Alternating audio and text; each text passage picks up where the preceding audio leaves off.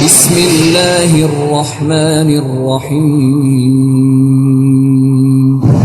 یا ایہا الرسول بلغ ما انزل الیک من ربک وَإِن لَّمْ تَفْعَلْ فَمَا بَلَّغْتَ رِسَالَتَهُ۔ اے پیغمبر، جو ارشادات اللہ کی طرف سے تم پر نازل ہوئے ہیں سب لوگوں کو پہنچا دو، اور اگر ایسا نہ کیا تو تم اللہ کے پیغام پہنچانے میں قاصر رہے، اور اللہ تم کو لوگوں سے بچائے رکھے گا، بے شک اللہ منکروں کو ہدایت نہیں کرتا۔ من كنت مولاه فهذا علي مولاه يوم الغدير الناس في فرحانة من شال جفك يا علي مولانا، من شال جفك يا علي مولانا. يوم الغدير الناس في فرحانة من شال جفك يا علي مولانا، من شال جفك يا علي مولانا. علي علي علي علي علي علي علي علي علي علي علي. اعوذ باللہ من الشیطان اللعین الرجیم، بسم اللہ الرحمن الرحیم، الحمد للہ وکفی وسلام علی عبادہ الذین اصطفی. درود بھیجیے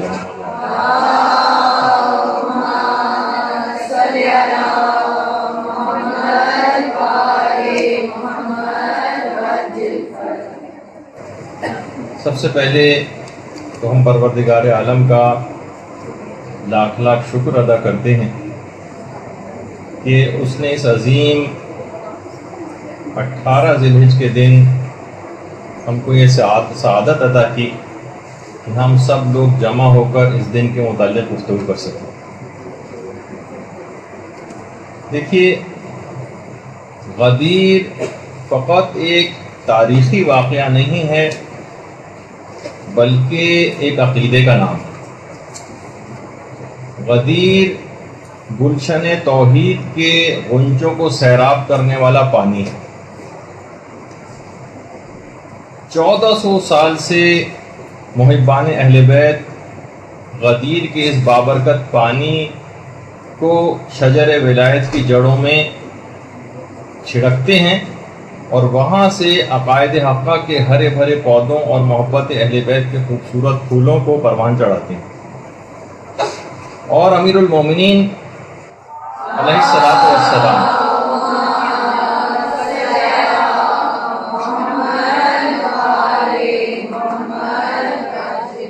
سے بغض و عداوت رکھنے والوں سے اظہار برات کر کے اطراف کے کانٹوں اور شوریدہ زمین کی بنیادوں کو اکھاڑ پھینکتے.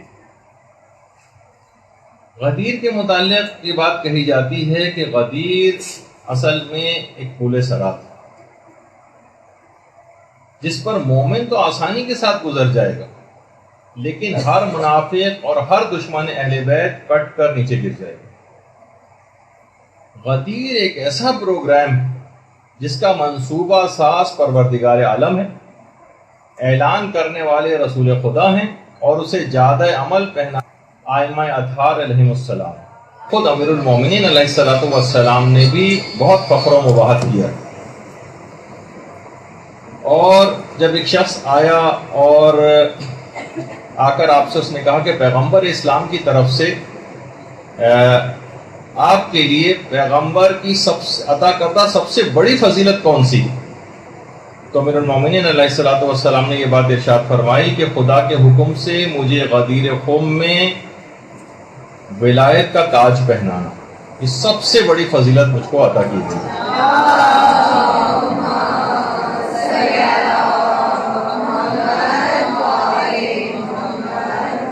باقاعدہ کتاب سلیم ابن قیس الہلالی، ان کی اس کتاب کے اندر بھی حدیث نمبر 60 کے ذیل میں یہ روایت جو ہے بیان کی گئی.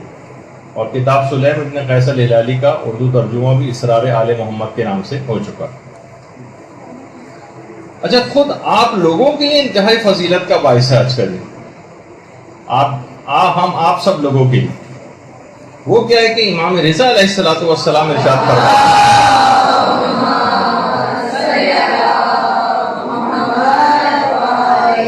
کہ امیر المومنین جن کی ولایت کو قبول کرنے والوں کی مثال آدم کے سامنے فرشتوں کے سجدہ کرنے کی مانند، اور جنہوں نے روز غدیر آپ کی ولایت کا انکار کیا ان کی مثال شیطان کی سی ہے کہ جس نے آدم کے سامنے سجدہ کرنے سے انکار کر دیا۔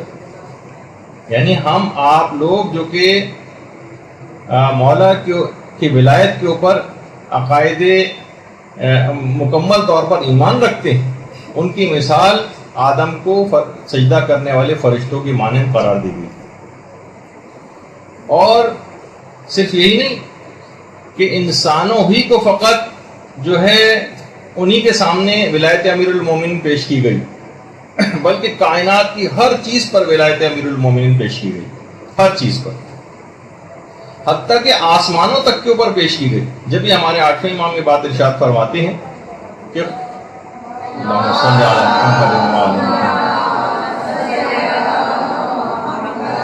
خدا نے آسمان والوں پر غدیر کے دن جب ولایت پیش کی تو 7ویں آسمان نے سبقت کی، 7ویں آسمان تو پروردگار نے اسے اپنے فرش کے لیے مزین فرما دیا۔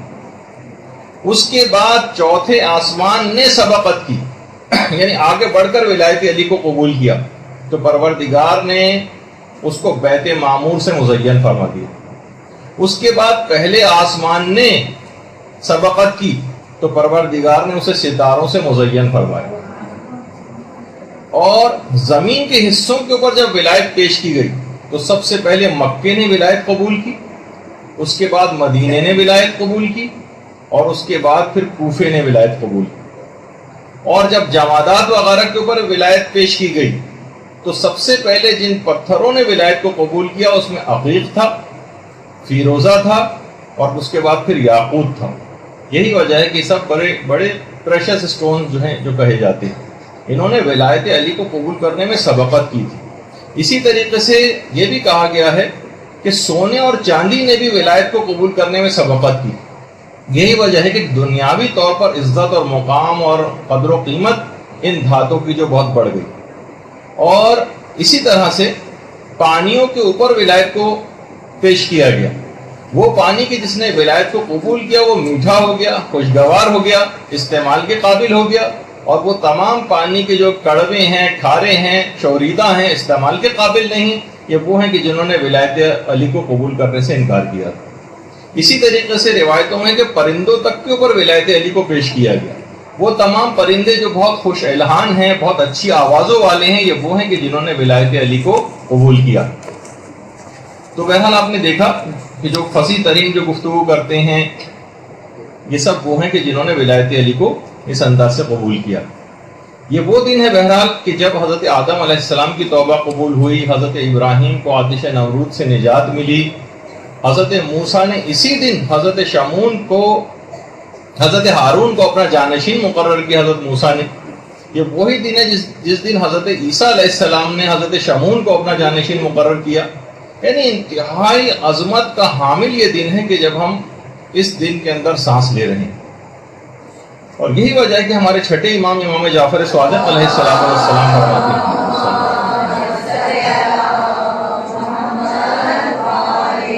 امام فرماتے ہیں کہ شاید کوئی یہ گمان کرے کہ خدا نے غدیر سے زیادہ بھی کسی اور دن کو محترم قرار دیا ہے۔ نہیں، خدا کی قسم نہیں، نہیں خدا کی قسم نہیں، نہیں خدا کی قسم نہیں۔ یہ وہ امام ہے کہ جس کا لقب ہی صادق ہے۔ وہ کہتے ہیں اگر کوئی شخص گمان کرتا ہے تو وہ اپنے گمان میں حق نہیں ہے، اس دن سے زیادہ کوئی دن خدا کے نزدیک محترم نہیں۔ اور روایتوں میں یہ بات بھی آئی ہے کہ قیامت کے دن 4 دنوں کو دلہنوں کی طرح سے بارگاہ خداوندی میں پیش کیا جائے گا۔ 4 دنوں کو دیکھیے، قیامت کے دن ہر تمام حقیقتیں ایک زندہ وجود کے مانند موجود ہوں گی، تو ہر چیز وہاں پر زندہ ہو جائے گی۔ ان 4 دنوں کو دلہن کی مانند بارگاہ خداوندی میں قیامت کے روز پیش کیا جائے گا، جس میں سے ایک تو عید الفطر ہے، ایک عید قربان والا دن ہے، ایک روز جمعہ ہے جس کو روایت میں اس کو بھی عید کا اور خوشی کا دن قرار دیا گیا ہے، اور ایک ہے عید غدیر۔ اور ان تمام دنوں میں عید غدیر کی حیثیت ایسی ہے جیسے ستاروں کے جھرمٹ میں چاند ہوا کرتا۔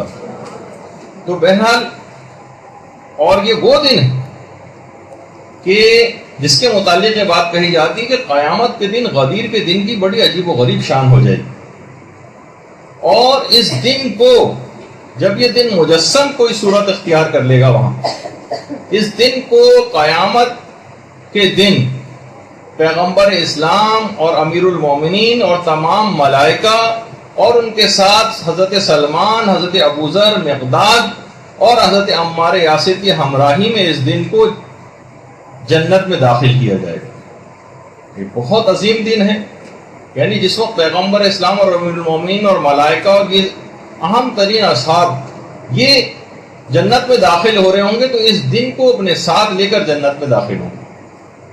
اور یہ وہ دن ہے کہ جس دن امام حسن مجتبیٰ علیہ الصلوۃ والسلام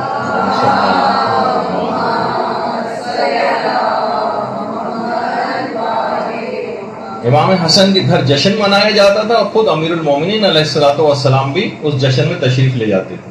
اس جشن میں مہمانوں کی خوب پذیرائی ہوا کرتی تھی، خاطر مدارت ہوا کرتی تھی، اور یہ وہی دن ہے کہ جس کے متعلق 8ویں امام یہ جملہ ارشاد فرماتے ہیں کہ آج کے دن ملائکہ شیعوں کے لیے مسلسل استغفار کرتے رہتے ہیں، اور بڑی عجیب و غریب شان آج کے دن کی 18 ذی الحجہ کے دن۔ روایات میں ملتا ہے کہ جنت کے جو پرندے ہیں وہ جنت کی نہروں میں خود کو ڈبوتے ہیں آج کے دن، اور پھر اس کے بعد مشک و عنبر پر لوٹتے ہیں، اور اس کے بعد ملائکہ کے اوپر مشک و عنبر کو چھڑکتے ہیں۔ بڑا عجیب و غریب آج کا دن۔ دیکھیے کیوں نہ ہو یہ عظیم دن کہ ولایت علی کے بغیر جنت میں داخلہ ناممکن، ولایت علی کے بغیر جنت میں داخلہ قطعاً ناممکن۔ بہت سارے سلسلے میں واقعات وغیرہ بھی بیان کیے گئے ہیں، کیونکہ ابھی آگے چل کر ہو سکتا ہے کہ ہم اپنی گفتگو میں ذکر بھی کریں۔ تو بہرحال آج کے دن کی آسمانوں میں بہت ہی عجیب و غریب قسم کی حالت ہوتی ہے۔ ہمارے چھٹے امام، امام جعفر صادق علیہ الصلوۃ والسلام ارشاد فرماتے ہیں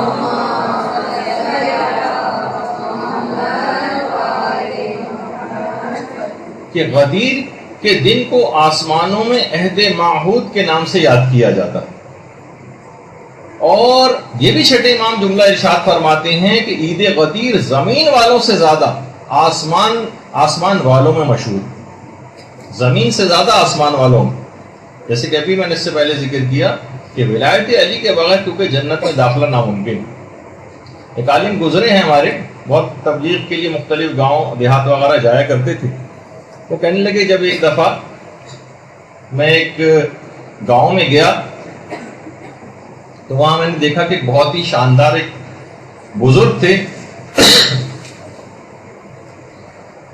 لیکن وہ مذہب حقہ پر نہیں تھے، اور ولایت علی کو انہوں نے قبول نہیں کیا تھا۔ تو کہنے لگے کہ میں بہت دن وہاں پر اس گاؤں کے اندر مہمان رہا، لیکن میں ان کو مذہب حق قبول کرنے کے لیے قائل نہیں کیا۔ میں اپنے گاؤں واپس آ گیا، لیکن اتنی نورانی ان کی شخصیت تھی، میں بڑا افسوس کرتا رہا کہ کم سے کم ان کی اتنی بوڑھے اور بزرگ ہو گئے ہیں، مجھے کم سے کم پیغام حق ان تک پہنچا دینا چاہیے تھا۔ کہہ رہے ہیں کہ بہرحال مجھے بڑا افسوس ہوا، مجھ سے رہا نہیں گیا، میں اپنے شہر سے دوبارہ اسی گاؤں میں واپس گیا کہ نہیں، مجھے پیغام حق کو ان کو پہنچانا، اتنی نورانی شخصیت ہے ان کی کہ اگر یہ ولایت علی قبول کر کے یہ بغیر دنیا سے چلے گئے تو بڑا نقصان ہوگا۔ کہہ رہے میں جب ان کے گاؤں میں پہنچا تو دیکھا کہ اور سنا جا کر لوگوں سے پتہ چلا وہ بزرگ انتقال کر گئے۔ مجھے بڑا افسوس ہوا، میں نے ان کے بیٹوں سے کہا کم سے کم مجھے ان کی قبر پر ہی جا کر پہنچا دیں۔ بیٹے مجھے ان کی قبر پر لے گئے، وہاں میں نے فاتحہ خوانی وغیرہ کی، لیکن بہت ہی افسوس سے ہاتھ ملتا ہوا جب گھر واپس آیا اور رات کو آ کر سویا تو میں نے خواب میں دیکھا کہ ایک بڑی عجیب و غریب سی جگہ ہے، اور وہاں کچھ مسند بچھی ہوئی جس پہ وہی بزرگ کچھ نورانی شخصیات کے ساتھ بیٹھے ہوئے ہیں، اور ان کے بالکل پیچھے ایک شیشے کی ایک دیوار ہے، اور اس دیوار کے بالکل پیچھے ایک اتنا زبردست اور حسین منظر ہے جس طرح سے جنت ہوا کرتی. یہ جنت کا کانسیپٹ دماغ میں آتا ہے. ان بزرگ نے مجھے دیکھا اور مجھے اپنے پاس بلایا اور کہا کہ آپ کی جو پریشانی میرے متعلق تھی وہ بالکل وجہ تھی، لیکن میرے دل میں محبت اہل بیت پائی جاتی تھی. تو یہاں پر قبر میں میرے لیے اس بات کا، یہ جو اطراف میں آپ کو بیٹھے ہوئے نظر آ رہے ہیں یہ ملائکہ ہیں جو مجھے ولایت علی کی تعلیم دے رہے ہیں، اور جب میں اس ولایت علی کی تعلیم کو مکمل کر لوں گا تو شیشے کے پیچھے جو جنت نظر آ رہی ہے میں اس میں چلا جاؤں گا.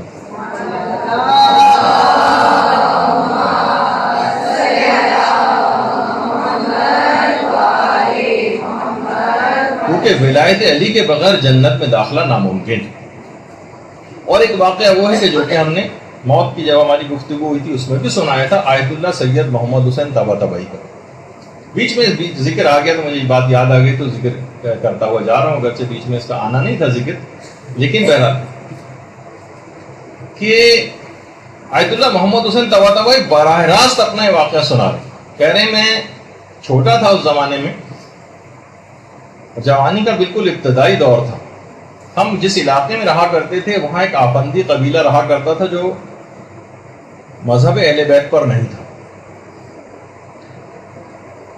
اس میں سے ایک بوڑھی عورت کا انتقال ہو گیا.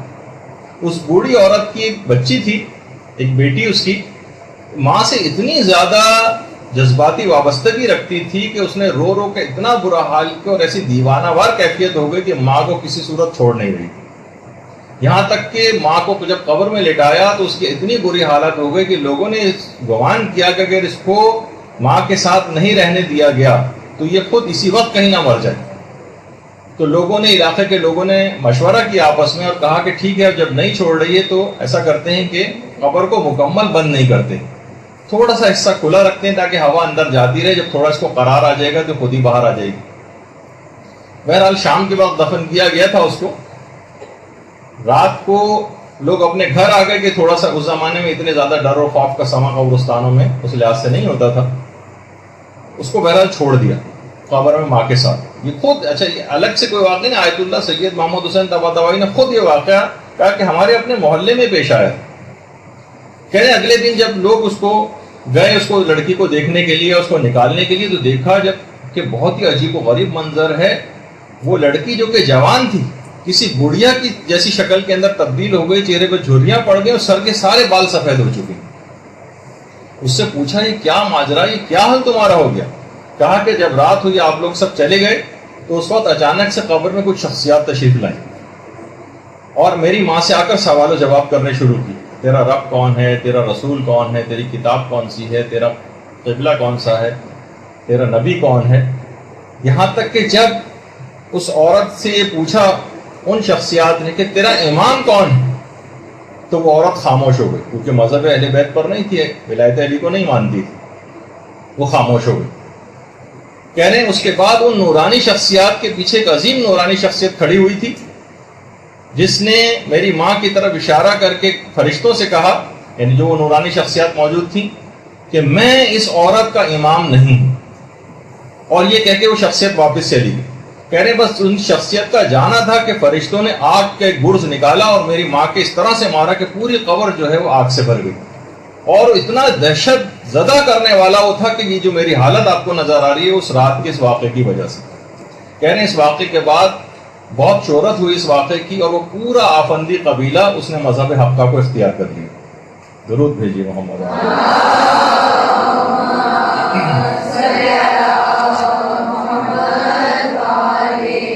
تو اس اعلان ولایت کو قبول کیے بغیر جنت میں داخلہ ناممکن ہے اور عذابوں کا سلسلہ قبر ہی کے ساتھ شروع ہو جاتا ہے جو امیر المومنین کی ولایت کا دل سے اقرار نہیں کرے. تو ابھی ہم جو گفتگو کر رہے تھے کہ غدیر کے دن کی آسمانوں میں بڑی شہرت ہے، اور یہ بھی ہمارے 8ویں امام یہ جملہ ارشاد فرماتے ہیں کہ غدیر کا وہ دن ہے کہ جس دن خدا جبریل امین کو بیت معمور کے سامنے اپنی کرامت کی تختی نصب کرنے کا حکم دیتا ہے. جبریل امین کو بیت معمور کے سامنے اپنی کرامت کی تختی لگانے کا حکم دیتا ہے.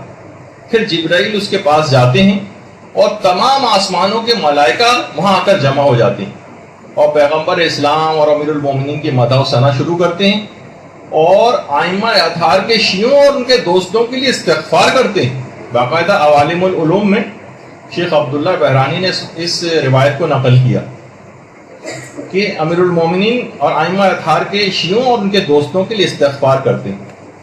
اور روایات میں یہ بات بھی آئی ہے کہ عید غدیر کے دن ملائکہ شہزادی فاطمہ الزہرا سلام اللہ علیہا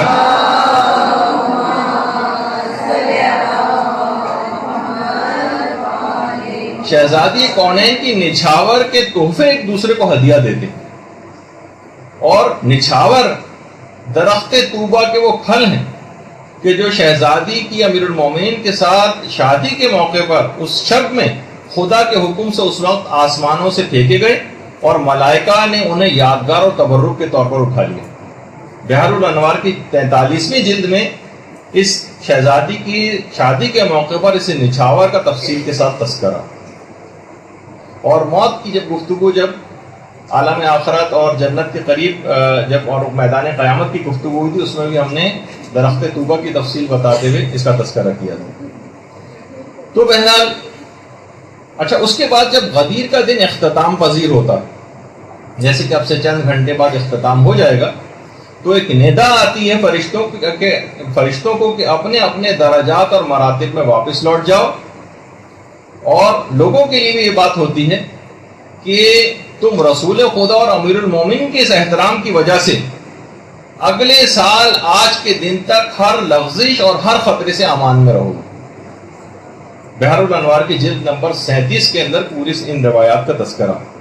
اور یہ وہ دن ہے کہ جس دن کے متعلق ہزاروں کتابیں لکھی جا چکی ہیں, ہزاروں آرٹیکل اس دن کے متعلق لکھے جا چکے ہیں, خاص طور پر وہ علماء کہ جن کا غدیر کے سلسلے میں بہت ہی ایکسیپشنل کام, بڑا تخصصی کام ہے, اس میں خود علامہ مجلسی شامل ہے.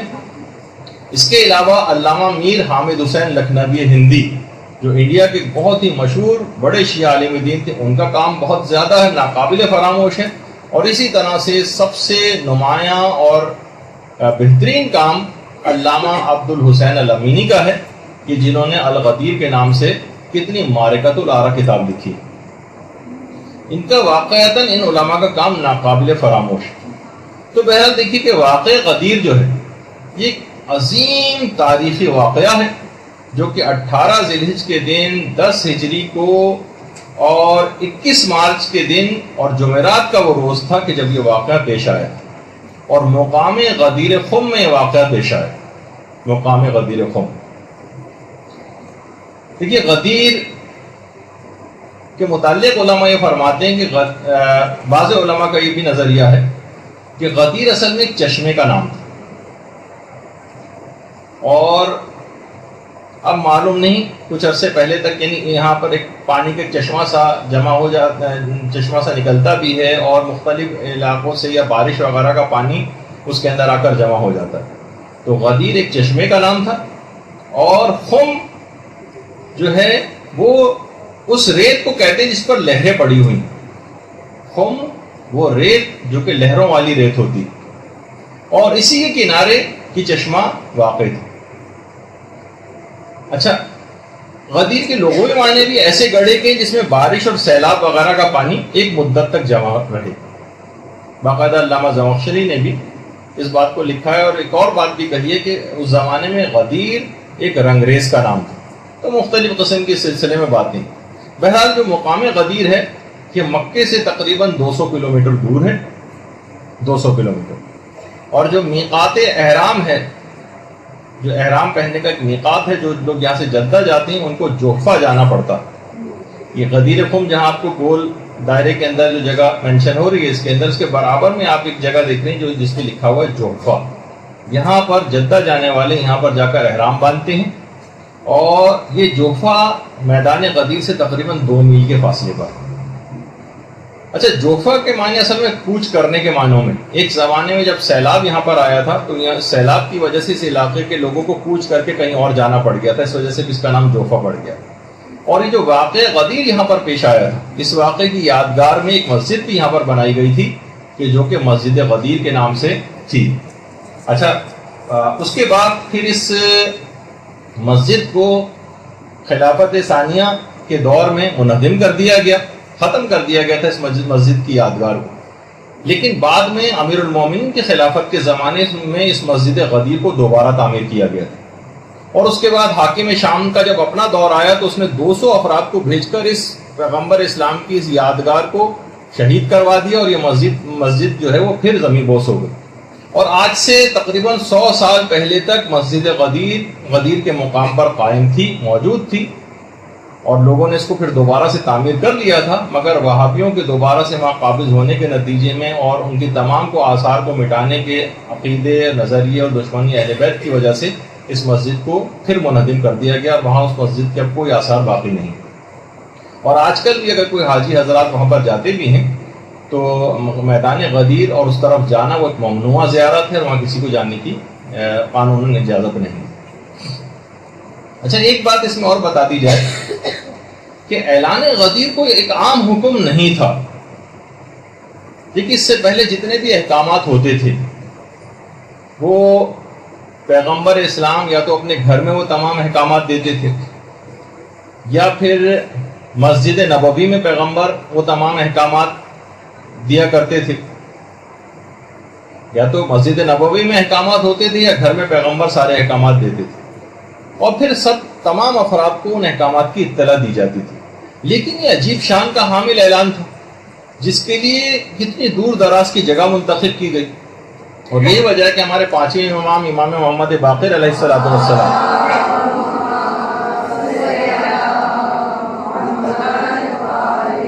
فرماتے کہ غدیر کے دن کی معنی کسی حکم کا بھی اعلان نہیں ہوا جیسا کہ غدیر کے دن کا اعلان ہوا، اور کہا کہ اے رسول اگر تم نے اس حکم کو نہیں پہنچایا تو گویا کوئی کار رسالت ہی انجام نہیں دیا. آج تک کبھی کسی حکم کے متعلق پیغمبر کو یہ بات نہیں کہی گئی. کسی حکم کو پہنچانے میں پیغمبر اتنے متفکر نہیں ہوئے، اتنے پریشان نہیں ہوئے جتنا اس حکم کے پہنچانے میں پریشان تھے، کیونکہ پیغمبر اسلام اس بات کو جانتے تھے کہ اگر اس بات کو لوگوں نے قبول نہیں کیا تو امت کے لیے ہلاکت ابدی مقرر ہو جائے گی، جنت میں ان کا داخلہ ناممکن ہو جائے گا. کسی بھی حکم کو بیان کرنے میں پیغمبر نے کبھی اتنے بڑے مجمع کا سہارا نہیں لیا. اس سے پہلے اتنا بڑا مجمع کہ ایک خاص وقت میں ایک خاص انداز سے پیغمبر نے تمام افراد سے اقرار لیا، اور اس سے پہلے کبھی اس طرح سے عہد اور کوئی بیعت نہیں لی تھی پیغمبر نے جس طرح سے اس دن لی. کسی حکم کے بعد یہ نہیں آیا کہ آج ہم نے دین کو مکمل کر دیا ہے، آج اپنی نعمت کو تمام کر دیا، سوائے اس دن. یہی وجہ ہے کہ امیر المومنین بھی اور شہزادی فاطمہ الزہرا سلام اللہ علیہا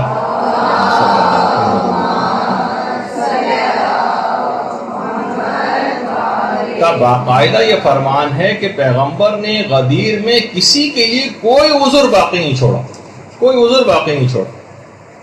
باقاعدہ بہار الانوار کی 28ویں جلد میں یہ دونوں معصومین کا فرمان. اچھا، تھوڑا سا ہم واقع غدیر کا صرف ایک آدھ پہلو اب تک آپ سنتی رہی ہیں، لیکن اس پورے واقعے کے اندر ہوا کیا تھا؟ اس وقت شیطانوں کی کیا حالت تھی؟ اس وقت آسمانوں کی کیا حالت تھی؟ اس وقت جبرائیل کیا کر رہے تھے؟ منافقین کیا آپس میں باتیں کر رہے تھے؟ پورا ایک سینیریو اور ایک واقعہ ہے جو بھی آپ کے سامنے ہم پیش کرنے والے ہیں. لیکن اس سے پہلے ایک بات کا ذکر کر دیا جائے، وہ یہ کہ دیکھیے، پیغمبر اسلام کی اعلان ولایت سے پہلے پیغمبر نے کچھ تدبیریں کی.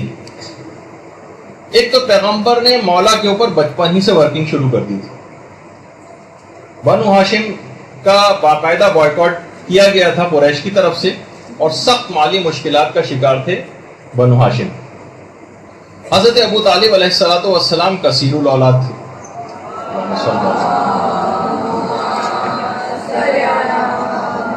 تو پیغمبر اسلام نے اپنے چچا حضرت عباس، جو کہ اس وقت بنو ہاشم کے نسبتاً مالدار افراد میں شامل تھے، پیغمبر اپنے چچا کے پاس آئے اور کہا کہ چچا جان، آپ کے بھائی ابو طالب عیالدار ہیں، سختی کے اندر زندگی گزار رہے ہیں، ہمیں چاہیے کہ ہم ان کے بوجھ کو کچھ ہلکا کریں، اور ان کے بچوں میں سے ایک بچے کو میں اڈاپٹ کر لیتا ہوں، گود لے لیتا ہوں، ایک کو آپ لے لیجیے، اور ان کی کفالت ہم کرتے ہیں تاکہ ابو طالب کے اوپر سے، ہمارے چچا کے اوپر سے خرچہ کچھ کم ہو جائے۔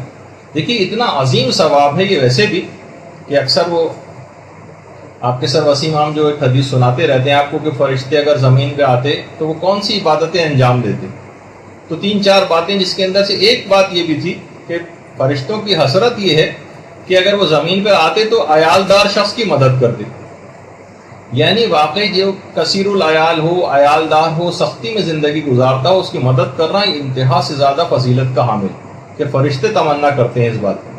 اچھا دیکھیے اس میں ہمارے لیے بھی ایک پیغام ہے اس بات میں کہ بہرحال اگر بہت سے لوگ ذرا مالدار یا بہتر صورتحال میں ہوتے ہیں تو ضروری نہیں کہ کسی اور کے بچے کو ہی آپ اٹھا کے اپنے گھر لیں۔ مثلا آپ یہ کہہ سکتے ہیں بھائی آپ کے اس بچے کا خرچہ میں اٹھاؤں گا، اس کی اسکولنگ کا خرچہ، اس کی دواؤں کا خرچہ، اس کے کپڑوں کا خرچہ، اس طرح سے بھی اب وہ اپنے ماں باپ کے گھر ہی چاہے کیوں نہ رہے۔ بہت سے لوگ اڈاپٹ کرنے کے معنی یہ سمجھتے ہیں پورے بچے کو ہم اٹھا کے اپنے گھر لے آئیں تو ایک عجیب سی کیفیت ان میں ہو جاتی ہے۔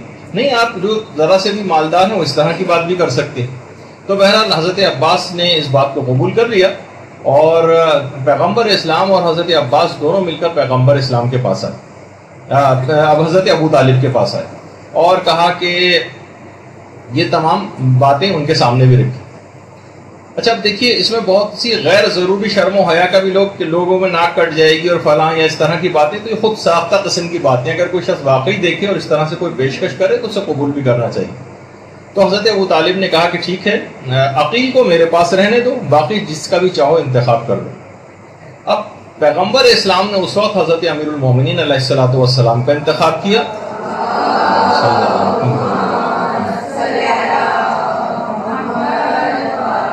اور پیغمبر اسلام کے چچا نے حضرت جعفر کا انتخاب کیا۔ بس اس وقت سے پیغمبر اسلام کے ساتھ ساتھ امیر المومنین رہے، اور امیر المومنین فرماتے ہیں کہ رسول خدا اور حضرت خدیجہ اس وقت خانہ کعبہ میں جب نماز کے لیے جاتے تھے تو انہوں نے تیسرا میرے علاوہ اور کوئی نہیں ہوتا تھا نماز کے لیے جب یہ لوگ جاتے تھے۔ اور پیغمبر اسلام جب پہاڑوں میں جایا کرتے تھے عبادت انجام دینے کے لیے تو اس وقت بھی میں جو ہے ان کے ساتھ ساتھ ہوا کرتا تھا۔ خود امیر المومنین ان دنوں کی یاد جب کرتے تھے تو نہج البلاغہ میں باقاعدہ فرماتے ہیں کہ تمہیں معلوم ہے کہ مجھ کو پیغمبر اسلام سے کس قدر قرابت اور قریبی منزلت حاصل ہے۔ مجھے بچپن سے ہی اپنی گود میں پیغمبر اسلام نے ایسے جگہ دی تھی کہ بس ہر وقت مجھے اپنے سینے سے لگائے رکھتے تھے، ہر وقت مجھے جب بھی ہوتا تھا مجھے اپنے بستر پر جگہ دیتے تھے اور مجھے ہر وقت اپنے کلیجے سے لگا کر رکھتے تھے۔ مسلسل اپنی خوشبو سے پیغمبر مجھے سرفراز فرماتے تھے، اپنے دانتوں سے غذا چبا چبا کر میرے منہ میں ڈالتے تھے۔ اور خود امیر المومنین فرماتے ہیں اپنے بچپن کے متعلق نہج البلاغہ میں کہ میں رسول کے پیچھے یوں رہتا تھا جیسے کوئی ناقہ یعنی اونٹنی کا بچہ اس کے پیچھے پیچھے رہتا۔ نہ انہوں نے میرے بیان کو کبھی جھوٹا پایا اور نہ میرے عمل کے اندر آج تک پیغمبر نے کوئی غلطی دیکھی، اور روزانہ پیغمبر اپنے اخلاق حسنہ کا ایک نمونہ روزانہ میرے سامنے پیش کرتے تھے اور مجھے کو اس پر عمل کرنے کی تلقین کرتے تھے۔ اور وہ سال جب پیغمبر غار حرا میں عبادت کے لیے تشریف لے جاتے تھے تو صرف میں ان کو دیکھتا تھا اور کوئی دوسرا دیکھنے والا نہیں ہوتا تھا۔ اس وقت رسول اور خدیجہ کے علاوہ اسلام کا کہیں گزر نہ ہوا تھا، ان میں تیسرا میں تھا۔ میں نور وحی رسالت کا مشاہدہ کرتا تھا، میں خوشبو رسالت سے اپنے دماغ کو معطر رکھتا تھا۔ اور پھر جب ہجرت ہوئی ہے تو پیغمبر نے بستر پر سونے کے لیے بھی امیر المومنین کا انتخاب کیا، اپنی عزیز ترین بیٹی کی شادی سب کے رشتے ریجیکٹ کر کے مولا سے کی، اور جب شادی بھی ہوئی ہے تو شہزادی سے پیغمبر اسلام نے جملہ ارشاد فرمایا تھا کہ میں تمہاری شادی ایک ایسے شخص سے کر رہا ہوں جو اسلام میں سب سے بہترین ہے، علم میں سب سے زیادہ ہے اور حلم میں سب سے عظیم۔ اور اکثر جنگوں میں پیغمبر اسلام علم امیر المومنین کے ہاتھ میں دیتے تھے، اور ایسے امتیازات امیر المومنین کو حاصل تھے کہ کوئی دوسرا اس میں شریک نہیں تھا۔ مسجد نبوی میں سب کے گھروں کے دروازے بند کر دیے گئے تھے سوائے علی اور فاطمہ کے گھر کے دروازے کے علاوہ۔ پیغمبر نے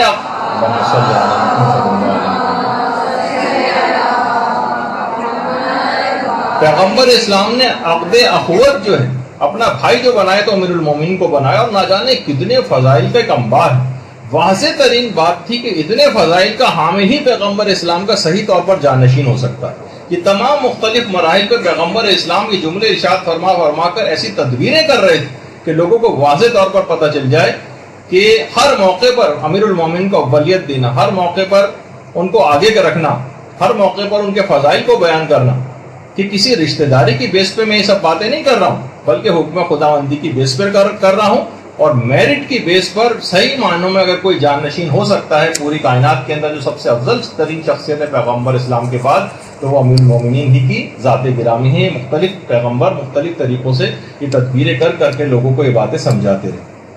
اچھا، اب یہ جو واقعہ غدیر تھا، اب اس کے اندر کچھ پیغامات بھی آئیں گے، لیکن یہ ہوا کیسے تھا یہ واقعہ؟ تو دیکھیے اس کی باقاعدہ پلاننگ پیغمبر اسلام نے کس طرح سے کی تھی۔ ہجرت کے بعد جب پیغمبر اسلام مکے سے مدینہ ہجرت کر گئے تو اس کے بعد پیغمبر 3 دفعہ صرف مکے آئے۔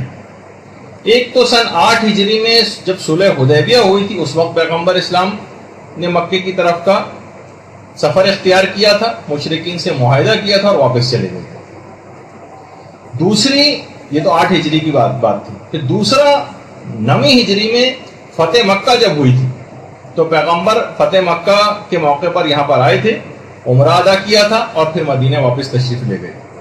اور تیسرا واقعہ وہ سن 10 ہجری میں پیغمبر اسلام کا آخری حج، اس کے لیے پیغمبر اسلام یہاں پر تشریف لائے، اور رسمی طور پر پیغمبر نے اعلان کر دیا پہلے ہی سے کہ جتنے زیادہ سے زیادہ لوگ میرے ساتھ حج پر چلنا چاہیں چلیں، اور ایسے اشارے دے دیے تھے کہ یہ میرا آخری حج۔ ہر جگہ پیغمبر نے باقاعدہ رسمی طور پر بھی اعلانات کروائے، اور ایسی پلاننگ کی کہ اطراف مدینہ کے اندر بھی باقاعدہ منادی بھیجے گئے کہ میں آخری حج کے لیے جا رہا ہوں اپنی، جس کو بھی ساتھ چلنا چاہے چلے۔ اچھا، مدینے سے جب مکے کی طرف پیغمبر نے سفر شروع کیا تو سفر میں بھی مختلف علاقوں اور محلوں کے اندر اور مختلف شہروں تک یہ پیغام پہنچ چکا تھا، اور لوگ اپنے اپنے گھروں سے حج کے لیے نکل پڑے تھے۔ اچھا، مکے کے اطراف سے بھی لوگوں نے چلنا شروع کیا، یمن کی طرف سے اور دیگر شہروں سے بھی لوگ جو ہے چلنے لگے اور سفر حج کو اختیار کیا۔ تقریباً 1,20,000 سے زائد افراد جو ہیں وہ حج کے لیے آئے۔ 70 افراد تو پیغمبر اسلام کے ساتھ مدینے سے ساتھ چلے تھے، باقی اطراف سے چلنا شروع ہوئے، یہاں تک کہ مدینے سے مکے تک کا تمام علاقہ گویا لبیک کی فضاؤں سے اس وقت گونج رہا ہو۔ پیغمبر اسلام نے ہفتے کے دن 25 ذی القعدہ کو غسل کیا اور اس کے بعد احرام کے 2 کپڑے لے کر مدینے سے باہر آئے۔ ذوالحلیفہ یا آبیار علی، جس جگہ پر ایک مسجد شجرہ بھی ہے، جنہوں نے حج و عمرہ کیا ہے یقیناً اس مسجد کو دیکھا ہوگا۔ پیغمبر اسلام اس جگہ پر تشریف لائے، اور پیغمبر اسلام کے ساتھ اس وقت حضرت فاطمہ الزہرا سلام اللہ علیہا،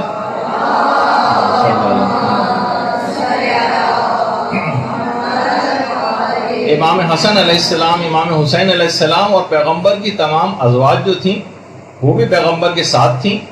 سب کے سب اونٹوں پر سوار تھے، کجاووں پر سوار تھے، محملوں پر سوار تھے۔ یہاں پر ایک بات روک کے عرض کر دوں کہ بہت سے افراد آج کل یہ بات بھی سننے کو آتی ہے کہ ان لوگوں نے بلا وجہ حج کا اتنا شور لگایا ہوا، خاص طور پر خواتین کے لیے۔ شہزادی کونین نے کون سا حج کیا؟ تو ان کے لیے تفصیلی جواب تو بعد میں ہے۔ پہلے تو یہ کہ پیغمبر کا جو آخری حج ہے جس میں اعلان غدیر ہوا، اس میں شہزادی ساتھ تھی پیغمبر کی۔ تو یہ جو احمقانہ قسم کی جو باتیں کی جاتی ہیں، تو بہرحال تو پیغمبر نے مسجد شجرہ سے احرام باندھا اور مکے کی طرف چلنا شروع ہوا۔ مختلف منزلوں پر رکے، بعض افراد کے پاس سواریاں بھی نہیں تھیں، اور لوگوں نے بہت شکایت کی۔ جو مدینے سے مکے کی طرف جا چکے ان کو پتہ ہے کتنا لمبا سفر ہے، کیسی گھاٹیاں تھیں، رستے بھی بنے ہوئے نہیں تھے، روڈ بنے ہوئے نہیں تھے، یہاں ایئر کنڈیشن بسوں میں لوگ تھک جاتے ہیں، پیدل لوگ تھے، سواریاں نہیں تھیں۔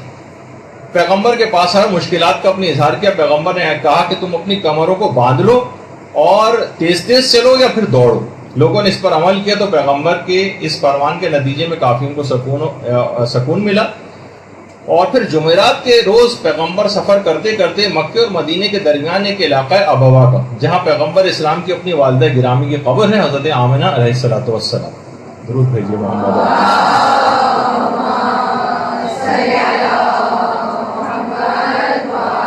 پیغمبر اسلام اپنی والدہ کی قبر پہ گئے، ان کی زیارت کی، اور اس کے بعد پیغمبر نے پھر اپنا سفر شروع کیا، اور جمعے کے روز پیغمبر اسلام پھر جوفا پہنچ گئے۔ جوفا جو ابھی اس سے پہلے بھی آپ کو دکھایا، اور جوفے کے بعد سے پھر پیغمبر اسلام ہوتے ہوتے اسی میدان غدیر سے گزرے جہاں حج کے بعد واپس آ کر اعلانات پیغمبر نے کی، اور غدیر خم سے گزرنے کے بعد اتوار کے روز اصفان ایک علاقہ ہے، وہاں رائٹ پہ یہاں پہ بورڈ بھی لگا ہوتا ہے آج کل اس میں کہ اصفان اس طرف ہے، تو اتوار کے روز اصفان پہنچے، پیر کی رات کو صرف ایک علاقہ ہے وہاں پہنچے، اور پھر منگل 5 ذی الحجہ کو پیغمبر اسلام مکے پہنچ گئے، مکے۔ اچھا، اس پورے سفر کے اندر ابھی تک آپ نے دیکھا کہ امیر المومنین کا کہیں نام نہیں۔ امیر المومنین کہاں تھے؟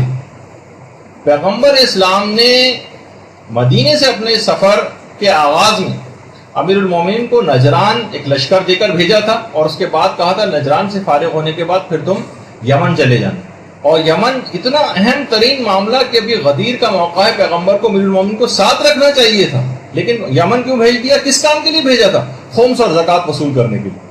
اتنا اہم ترین یہ حکم ہے کہ غدیر کے اعلان سے پہلے یمن بھیجا تھا پیغمبر نے امیر المومنین کو خمس اور زکوٰۃ وصول کرنے اور اسلام کی تبلیغ کے حوالے سے، اور ساتھ میں خط بھی دیا تھا کہ یمن سے واپس آتے ہوئے تم مکے میں مجھے جوائن کر لینا۔ مولا کے ساتھ اس وقت 12,000 افراد یمن سے مکہ کی سمت میں جب وہ مولا روانہ ہوئے تو 12,000 افراد ان کے ساتھ تھے۔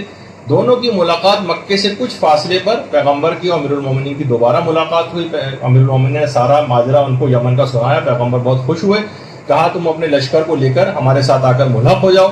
پھر امیر المومنین اپنے لشکر کو لے کر آئے، اور منگل 5 ذی الحجہ کو پیغمبر اسلام مکے کے اندر امیر المومنین کے ساتھ داخل ہوئے۔ پھر 8 ذی الحجہ سے حج شروع ہوا، اور حج شروع ہوا عرفات، مزدلفہ، اور یہاں تک کہ پیغمبر اسلام پھر مینا کے میدان میں پیغمبر نے خطبہ بھی دی، اور وہاں پر لوگوں کو ہدایات دی کہ اگر میں اس دنیا میں نہ رہوں اور جو ہدایات پر عمل نہیں کرے گا، علی ابن ابی طالب اس خلاف ورزی کرنے کے خلاف اٹھ کھڑے ہوں۔ اور اس کے بعد پیغمبر نے پھر اس موقع پر مینا کے میدان میں حدیث ثقلین بیان کی، انی تارک فیکم الثقلین، یہ والی حدیث یہ پیغمبر نے وہاں پر دوبارہ بیان کی۔ اور اس خطبے کے اندر اہم ترین بات یہ تھی کہ مولا مسلسل اس خطبے کی تکرار حاجیوں کے درمیان کھڑے ہو کر رہے تھے تاکہ دور بیٹھنے والے حاجی بھی اس خطبے کے مندرجات کو سنیں۔ اور پھر پیغمبر اسلام نے ایک دوسرا خطبہ اس کے بعد مینا ہی میں مسجد خیف یا مسجد خیف میں دیا، اور اس میں آپ نے تفرقے کی بڑی سخت مذمت کی، اور مسئلہ خلافت کو مسجد خیف میں یہاں پر بیان کیا، حدیث ثقلین کو دوبارہ پڑھا، اور غدیر کے سلسلے میں اس طرح سے پیغمبر دماغ سازی اور زمین سازی کرتے جا رہے تھے۔ اس موقع پر منافقین نے مکمل خطرے کا احساس کر لیا، اور پیغمبر کے اس خطبے کو بہت سیریس لیا، اور وہیں پر ان افراد نے باقاعدہ ایک ایگریمنٹ کیا اور قسمیں کھائیں کہ ہم پیغمبر کی اس منصوبے کو خاک میں ملائیں گے نعوذ باللہ، اور اپنے پروگرام کا آغاز کر دیا۔ اچھا، غدیر پر جانے سے پہلے پیغمبر نے تمام تبرکات اور میراث انبیاء کو اپنے حقیقی جانشین امیر المومنین کے حوالے کی۔ حضرت نوح اور حضرت ابراہیم کے جو صحیفے تھے اور حضرت آدم کے، وہ امیر المومنین کے حوالے کی۔ تورات اور انجیل وہ حوالے کی۔ عصائے موسیٰ وہ امیر المومنین کو سپرد کیا۔ حضرت سلیمان کی انگوٹھی وہ امیر المومنین کو دی، اور اس طرح سے دیگر تبرکات انبیاء جو پیغمبروں کے پاس ہوتے ہیں اور اس کے بعد اماموں میں ٹرانسفر ہوتے ہیں، امیر المومنین کے سپرد کی۔ اور اس کے بعد ایک خصوصی ملاقات کی امیر المومنین سے، جس میں پوری رات اور پورا دن لگ گیا۔ نہ جانے اس میں کیا باتیں ہوئیں، کیا علوم جو ہے علوم نبوت وہ پیغمبر نے امیر المومنین کو منتقل کیے، کیا ہوا اس کی تو زیادہ تفصیل نہیں پتہ، لیکن پورے ایک رات اور ایک دن لگ گیا۔ اور مکے کے اس قیام میں جبریل رسمی طور پر مولا علی کے لیے لقب امیر المومنین پروردگار عالم کی طرف سے لے کر نازل ہوئے۔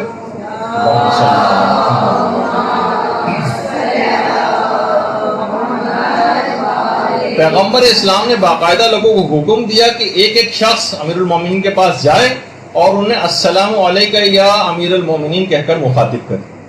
اس طرح پیغمبر اسلام نے اپنی زندگی میں اپنے تمام صحابہ سے مولا کے لیے امیر المومنین کے لقب کا اعتراف اور اقرار جو ہے وہ لے لیا۔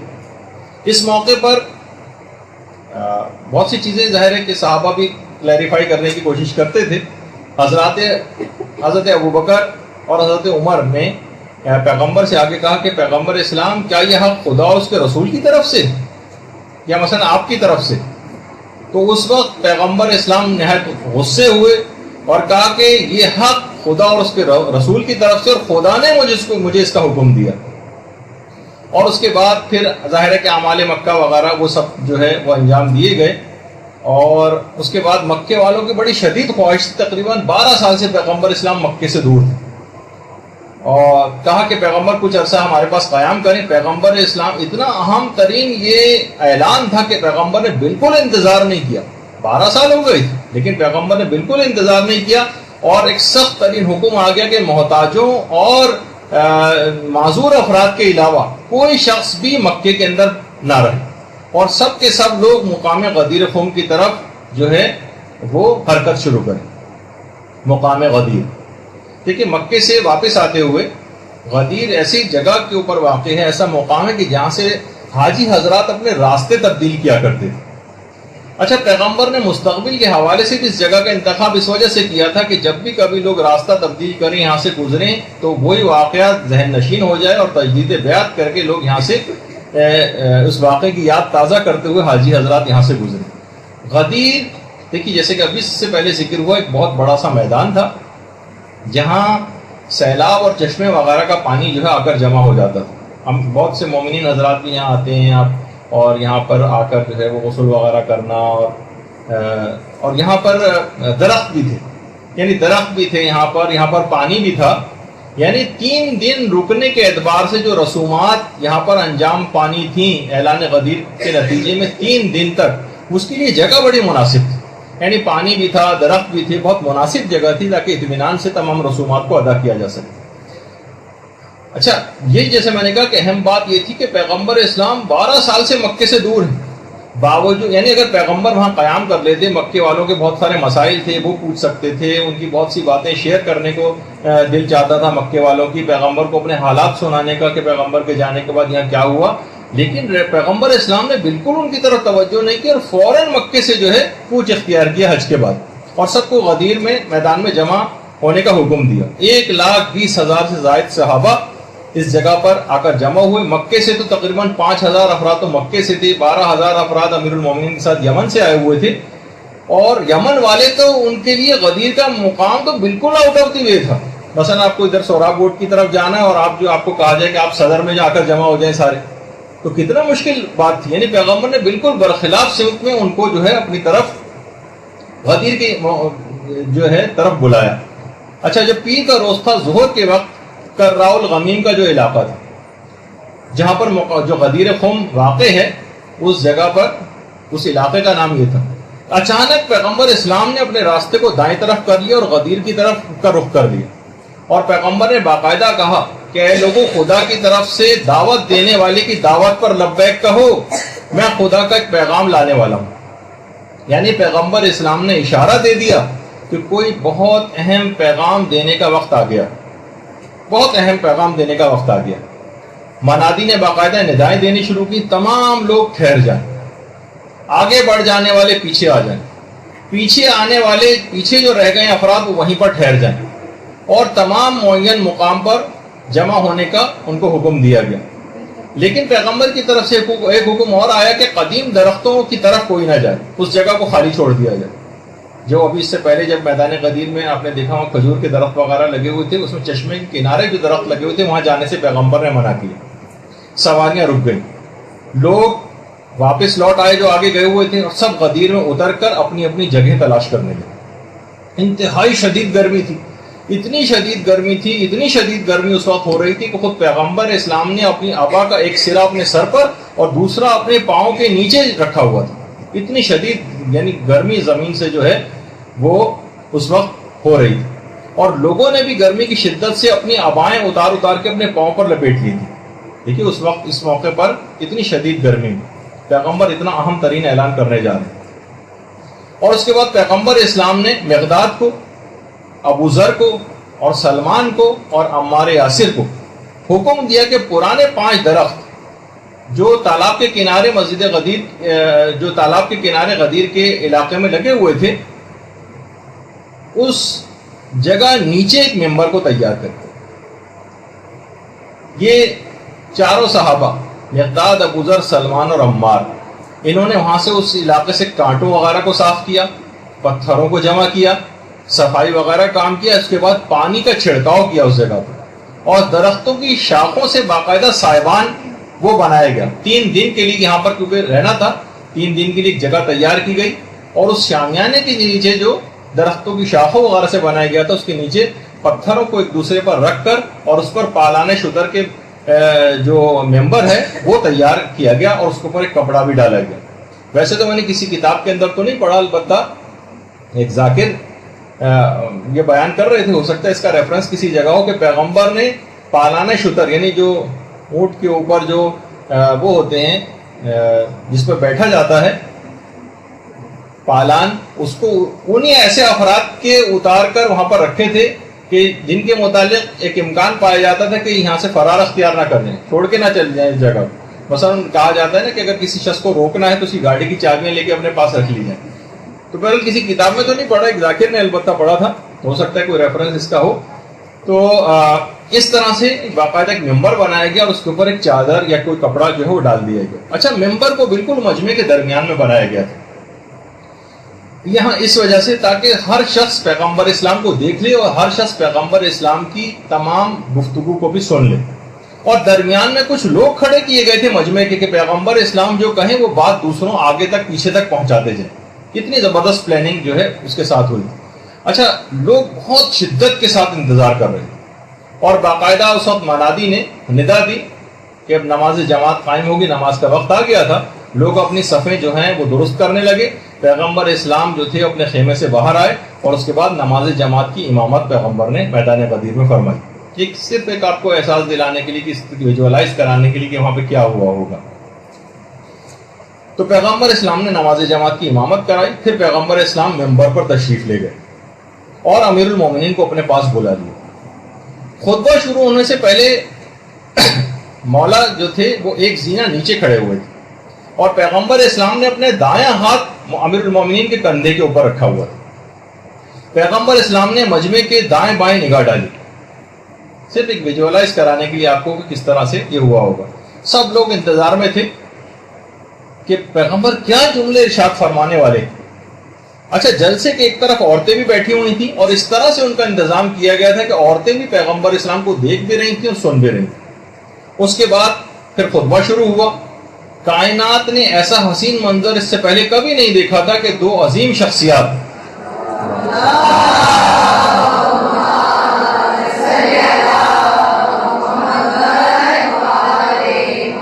ایک 1,20,000 صحابہ کا مجموعہ بالکل منتظر کہ پیغمبر کیا بات کہنے والے. چشم فلک نے منظر اس سے پہلے کبھی نہیں دیکھا تھا. 1,24,000 انبیاء کی پچھلی 6,000 تاریخ میں کسی نبی کی تقریر کے لیے اتنا بڑا مجمع آج تک کبھی اکٹھا نہیں ہوا تھا کائنات کی تاریخ میں. 1 گھنٹہ تقریباً پیغمبر اسلام کا وہ خطبہ وہاں پر جاری رہا، جس میں سے ہمیں صرف من کنتو مولا وغیرہ کے علاوہ کوئی کسی دوسرے جملے کا علم بھی نہیں. پورا خطبہ پڑھنا چاہیے، کچھ مندرجات میں اس کے ذکر کروں گا. علماء نے پورے خطبہ غدیر کو 11 حصوں میں تقسیم کیا. ایک حصے میں پروردگار کی حمد و ثنا بیان کی تھی، اور پھر اس کے بعد بیان کیا کہ مجھے امیر المومنین حضرت علی علیہ السلام کے سلسلے میں ایک اہم پیغام تم کو دینا ہے، اور اگر میں نے یہ کام نہیں کیا تو گویا کوئی کار رسالت انجام نہیں دیا، اور میں خدا کے عذاب سے بہت ڈرتا ہوں. اور پھر قیامت تک آنے والے 12 اماموں کی امامت کا باقاعدہ اس خطبے کے اندر پیغمبر اسلام نے اعلان کیا. اور پھر مولا کے ہاتھوں کو اپنے ہاتھ میں بلند کیا اور فرمایا من کنت مولا ہو فہذا علی مولا.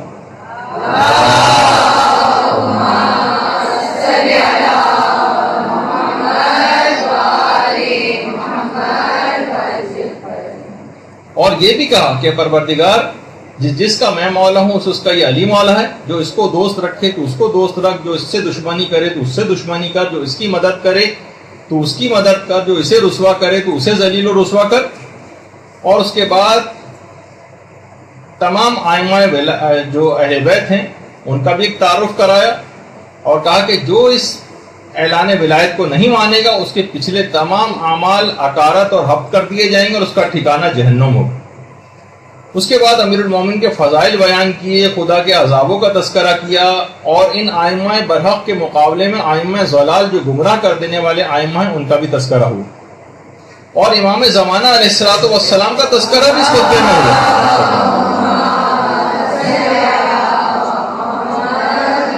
اور ان کے اوصاف جو وہ بیان کیے گئے، اور ہاتھوں کو بلند کر کے گویا آنے والی نسلوں تک اس پیغام کو پہنچا دیا کہ کسی کو اس کے بعد پھر کوئی ابہام نہ رہے۔ من کن تو مولا ہو والا، یہ چھوٹا سا جملہ یہ پوری کائنات کو اپنے اندر سموئے ہوئے، اور ہاتھوں کو بلند کر کے پیغمبر اسلام نے اپنے قول کو ایک فعل کی شکل بھی دے دی۔ اب ہو سکتا تھا کہ فردن 1,20,000 صحابہ سے بیعت لینا فردن ممکن نہ ہوتا، بہت سے ہو سکتا ہے کہ حاضر ہی نہ ہوتے اور ادھر ادھر کی باتیں کر کے نکل جاتے، کوئی بہانہ کر دیتے، تو پیغمبر اسلام نے اس کی بھی تدبیر جو ہے وہ کر رکھی تھی، اور کہا کہ ایھا الناس، اتنے کم وقت میں اتنی بڑی تعداد کا بیعت کرنا ممکن نہیں ہے، جو میں کہنے جا رہا ہوں اس کی تکرار کرتے رہو اور کہو کہ ہم نے اس مدعا پر آپ کی بیعت کر لی ہے، اور اس سلسلے میں ہم دل و جان سے اور اپنی زبانوں سے اور اپنے ضمیروں سے اور اپنے ہاتھوں سے ہم نے عہد و پیمان لے لیا ہے کہ جو شخص ہاتھوں سے بیعت کر چکا ہے وہ ہاتھ سے، اور جو ہاتھ سے بیعت نہیں کر سکا ہے وہ زبان سے اس بات کا اقرار کر چکا ہے۔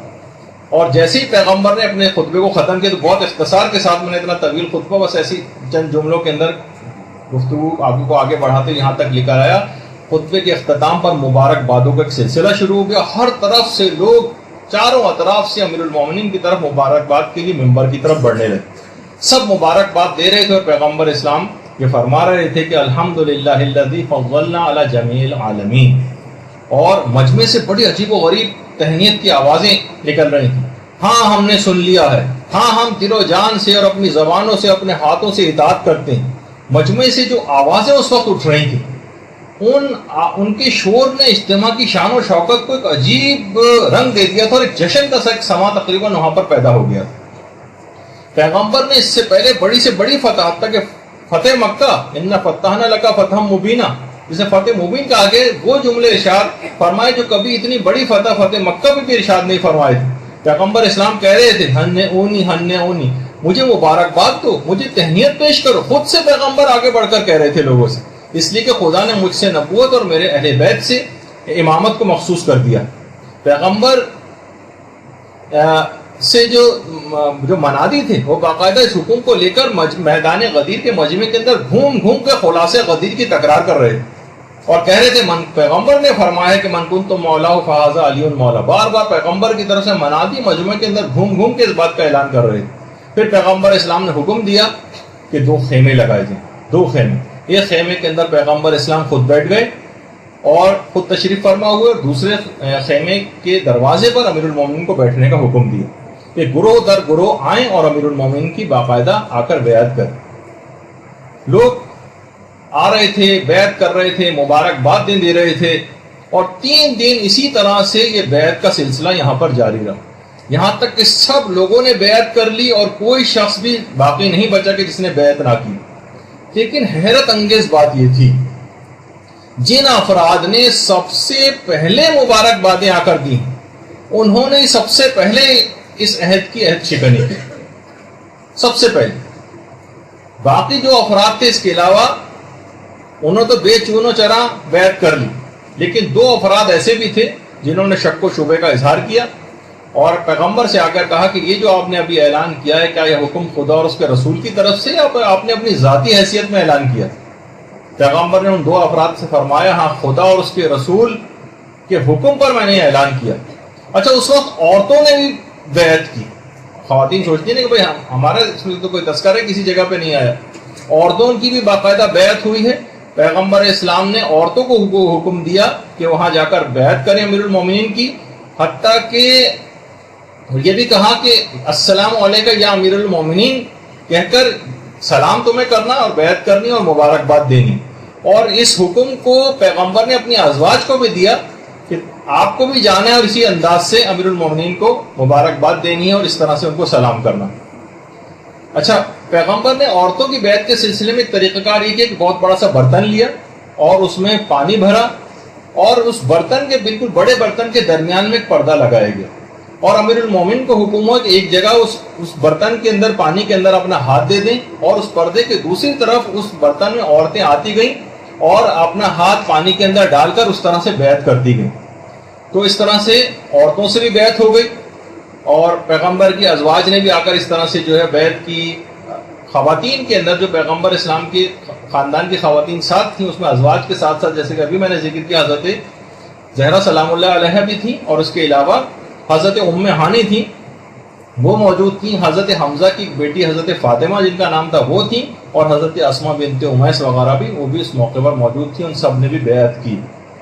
اور اس کے بعد پھر پیغمبر اسلام نے اپنا امامہ جس کو صحاب کہا جاتا صحاب وہ امیر المومنین کے باقاعدہ باندھا اور آج بھی بہت سارے علاقوں کے اندر باقاعدہ اس طرح کے پروگرام ہوتے ہیں. اس واقعے کو یادگار کے طور پر منانے کے لیے باقاعدہ اس کو ویژوالائز بھی کروایا جاتا ہے کہ پیغمبر نے اپنے امامہ صحاب جو ہے وہ امیر المومنین کے باندھا اور اس کا تیت الحنک نکال کر آپ کے دوش پر رکھ کر یہ فرمایا کہ امامہ جو ہے تاج عرب ہے.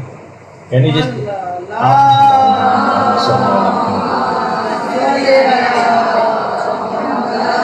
اور اس وقت پیغمبر اسلام نے امیر المومنین سے جملہ بھی کہا تھا کہ جب امیر المومنین فرماتے ہیں کہ خود پیغمبر اسلام نے یہ بات امامہ باندھتے وقت مجھ سے کہی تھی کہ یہ بدر و حنین میں اسی طرح کے امامہ باندھنے والے ملائکہ کے ذریعے پروردگار نے میری مدد کی تھی. اسی طرح کے امامہ باندھنے والے ملائکہ ہیں.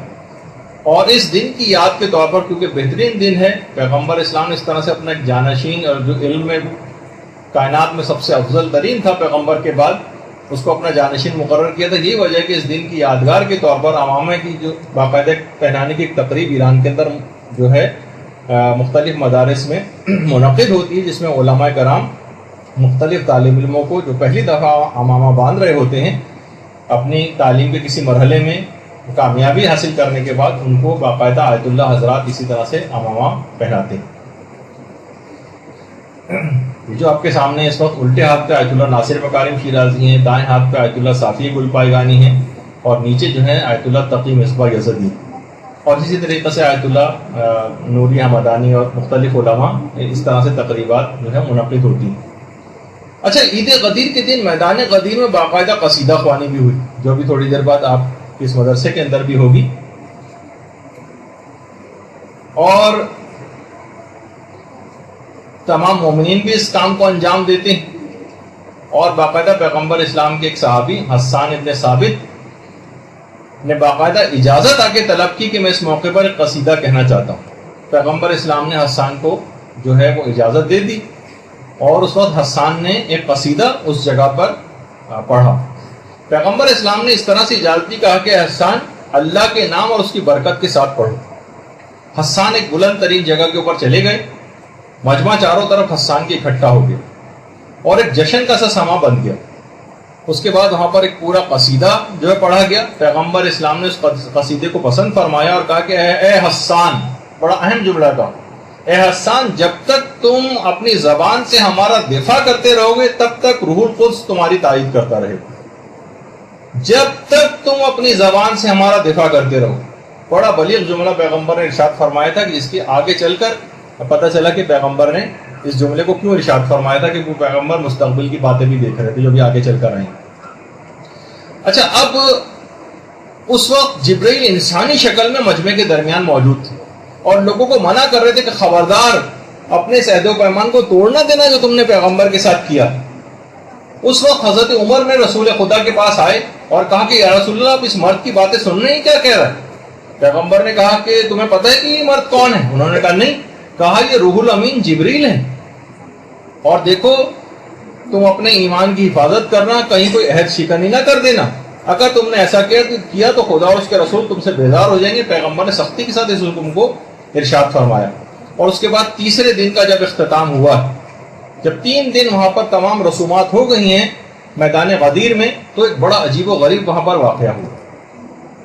حارث بن نعمان فہری اپنے 12 ساتھیوں کے ساتھ پیغمبر کے پاس آیا اور کہا میں آپ سے 3 سوالات کرنا چاہتا ہوں. 3 سوالات.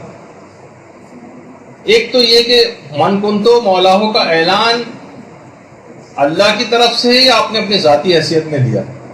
دیکھیے ایک تو اس نظریے کا ابطال بھی یہاں سے ہو جاتا ہے کہ ذرا سا بھی اگر یہ لوگ اس بات کو درک کر لیتے اور قرآن کی آیت سے بھی واقف ہوتے، ما ينطق عن الهوى ان هو الا وحی یوحی، کہ رسول اپنی خواہش نفس سے کوئی بات نہیں کرتا، وہ تو جو کچھ کہتا ہے وحی الہی اور حکم خدا ہوا کرتا۔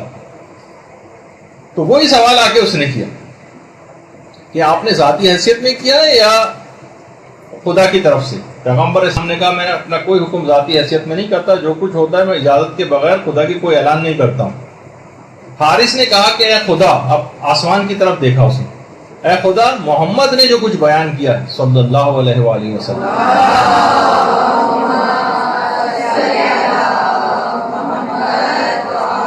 اگر یہ بات حق ہے جو انہوں نے بیان کی ہے تو مجھ پر آسمان سے اس وقت ایک پتھر آئے یا کوئی دردناک عذاب آئے۔ اسی وقت آسمان سے ایک پتھر آیا جو اس کے سر سے ہوتا ہوا نیچے سے جسم کے خارج ہو گیا، اور اسی کا وہیں پر کام تمام ہو گیا۔ اسی وقت ایک آیت نازل ہوئی، سأل سائل بعذاب واقع للکافرین لیس لہ دافع، اس ایک عذاب مانگنے والے نے عذاب مانگا اور کافروں کے لیے اس عذاب کو دفع کرنے والا کوئی نہیں، کوئی کافروں پر اس عذاب کو دفع نہیں کر سکتا۔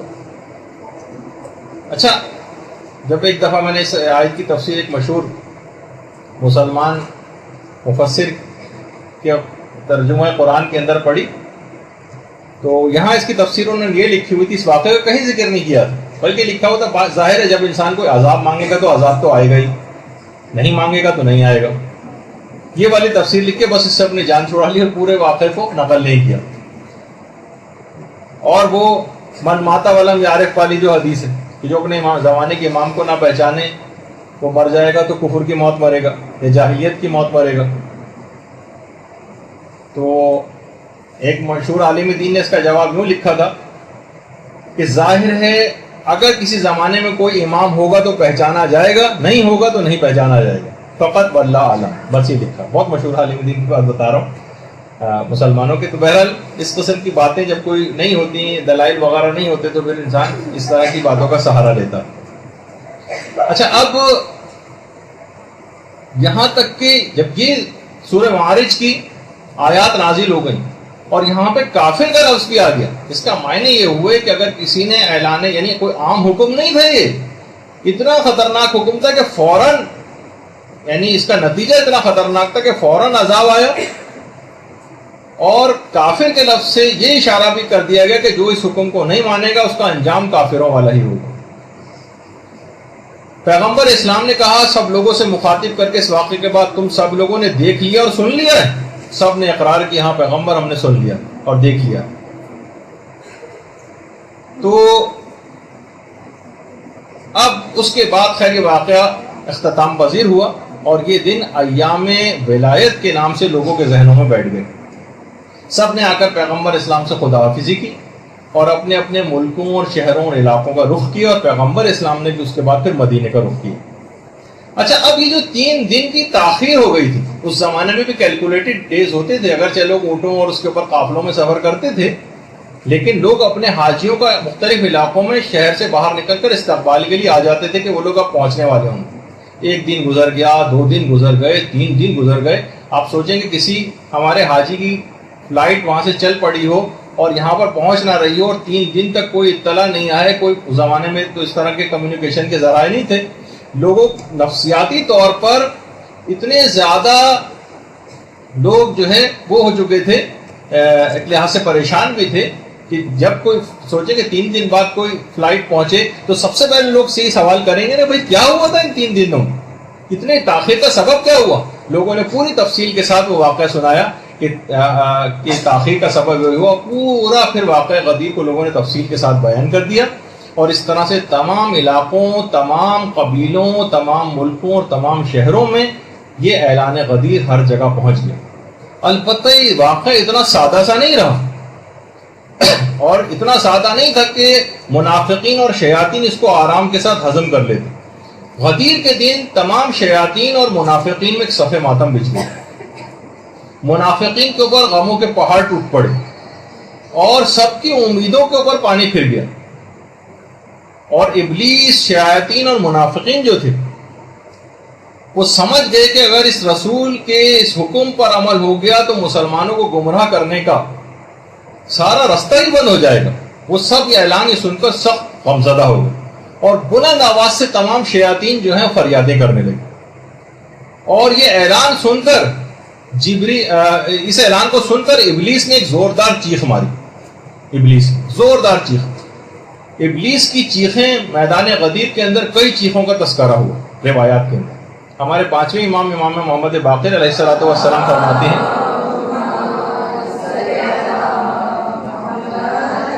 کہ ابلیس نے 4 مرتبہ جو ہے وہ فریاد جو ہے وہ بلند کی.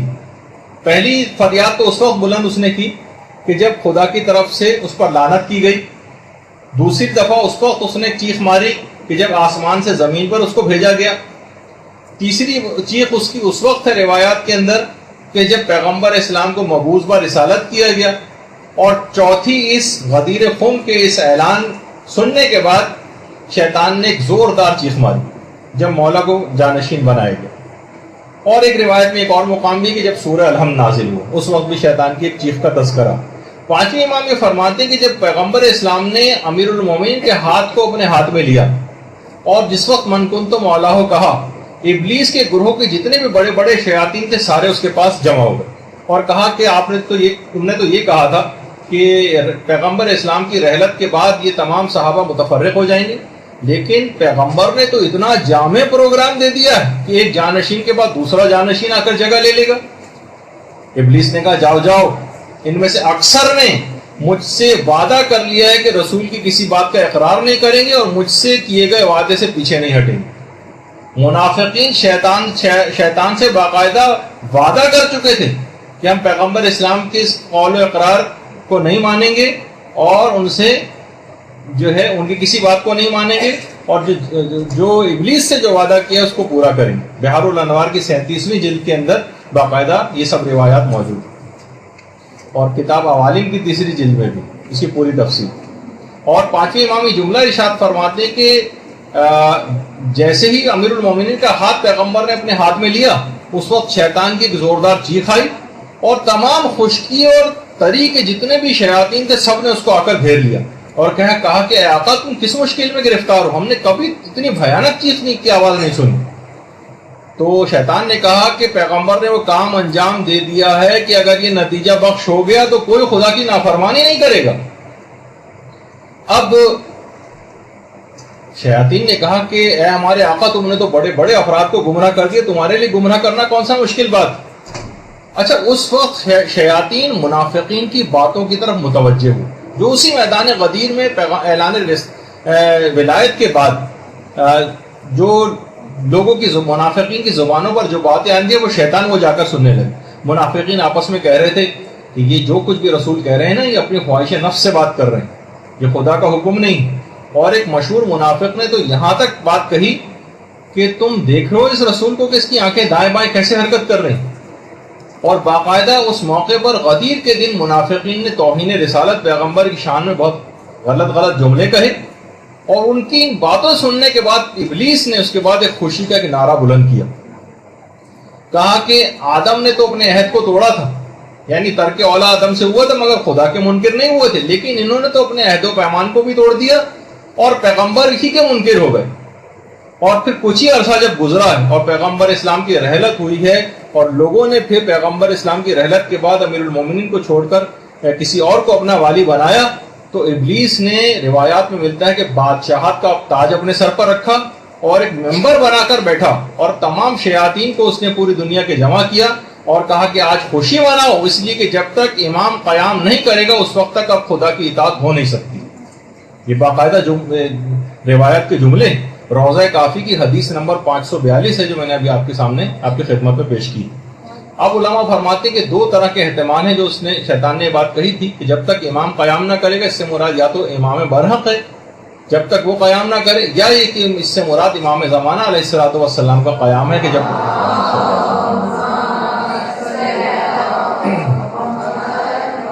جب تک وہ قیام نہ کرے جب تک کہ خدا کی اب اطاعت ہو نہیں سکے گی. اور ایک اور روایت میں ہمارے چھٹے امام جعفر صادق علیہ الصلوۃ والسلام فرماتے ہیں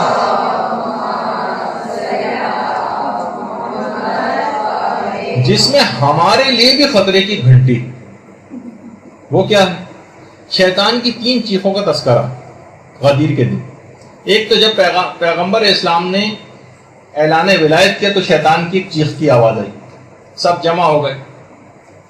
لوگوں نے جو اس کے شیاطین تھے آ کر پوچھا کہ آپ نے کیوں ایسی چیخ ماری؟ کہنے لگا وائے ہو تم پر, آج کا دن تو عیسیٰ کے دن کی مانی.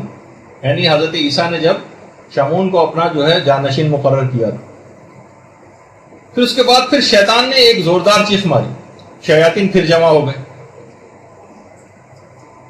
کہا کہ اب کیا بات ہو گئی؟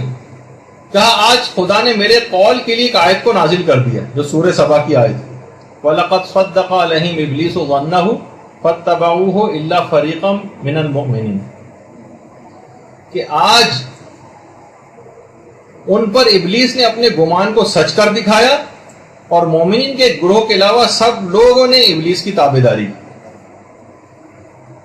اس کے بعد ابلیس نے آسمان کی طرف دیکھا اور کہا کہ خدا کی عزت و جلال کی قسم, میں ہدایت یافتہ جو گروہ ہے اس کو گمراہوں کے گروہ کے ساتھ ملا دوں, یعنی میں ان کے اصحاب کو بھی رسول اور ائمہ جو امیر المومنین کے اصحاب ہیں ان کو گمراہ کر دوں.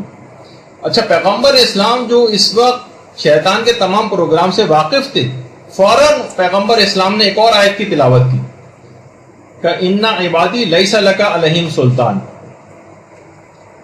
کہ میرے بندوں پر تیرا کوئی اختیار نہیں چلے. شیطان نے پھر ایک زوردار چیخ ماری, گروہ پھر جمع ہو گیا اور کہا کہ خدا کی قسم میں علی کے اصحاب پر تو تسلط نہیں رکھتا ہوں, لیکن میں بھی خدا کی عزت و جلال کی قسم کھاتا ہوں کہ میں گناہوں کو علی کے شیعوں کے سامنے اچھا بنا کر پیش کروں گا, تاکہ میں ان کا ارتکاب کروا کر تیری بارگاہ میں علی کے شیعوں کو مبغوض کر سکوں, ان کو عذاب دلوا سکوں. بہار الانوار کی جلد نمبر 37. یہ اب یہ سوچ لیجیے کہ گناہوں کا ارتکاب شیطان کے مشن کو کامیاب کر دے گا. اس نے کہا تھا کہ ٹھیک ہے میں علی کے مخلص اصحاب کے اوپر تو تسلط نہیں رکھتا ہوں, لیکن میں گناہوں کو اچھا بنا کر علی کے شیعوں کے سامنے ضرور پیش کروں گا اور ان سے ارتکاب کرواؤں. تو اب آپ کو فوراً کبھی کوئی ایسا موقع آ جائے زندگی کے اندر تو شیطان کی اس بات کو, اب اگر ہم نے اس کام کو کیا تو گویا شیطان کے اس مقصد کو ہم پورا کر دیں گے اور میدان غدیر کے اندر جو واقعہ پیش آیا تھا اس کے نتیجے کے برخلاف عمل کریں گے. تو بہرحال اچھا, اب بہار الانوار کی 37ویں جلد کے اندر ہے پورا واقعہ. اچھا, غدیر کے دن شیطان ایک خوبصورت بوڑھے کی شکل میں رسول خدا کے پاس آئے اور پیغمبر کے پاس آ کر شیطان نے ایک طنز کیا اور کہا کہ اے محمد صلی اللہ علیہ وآلہ وسلم,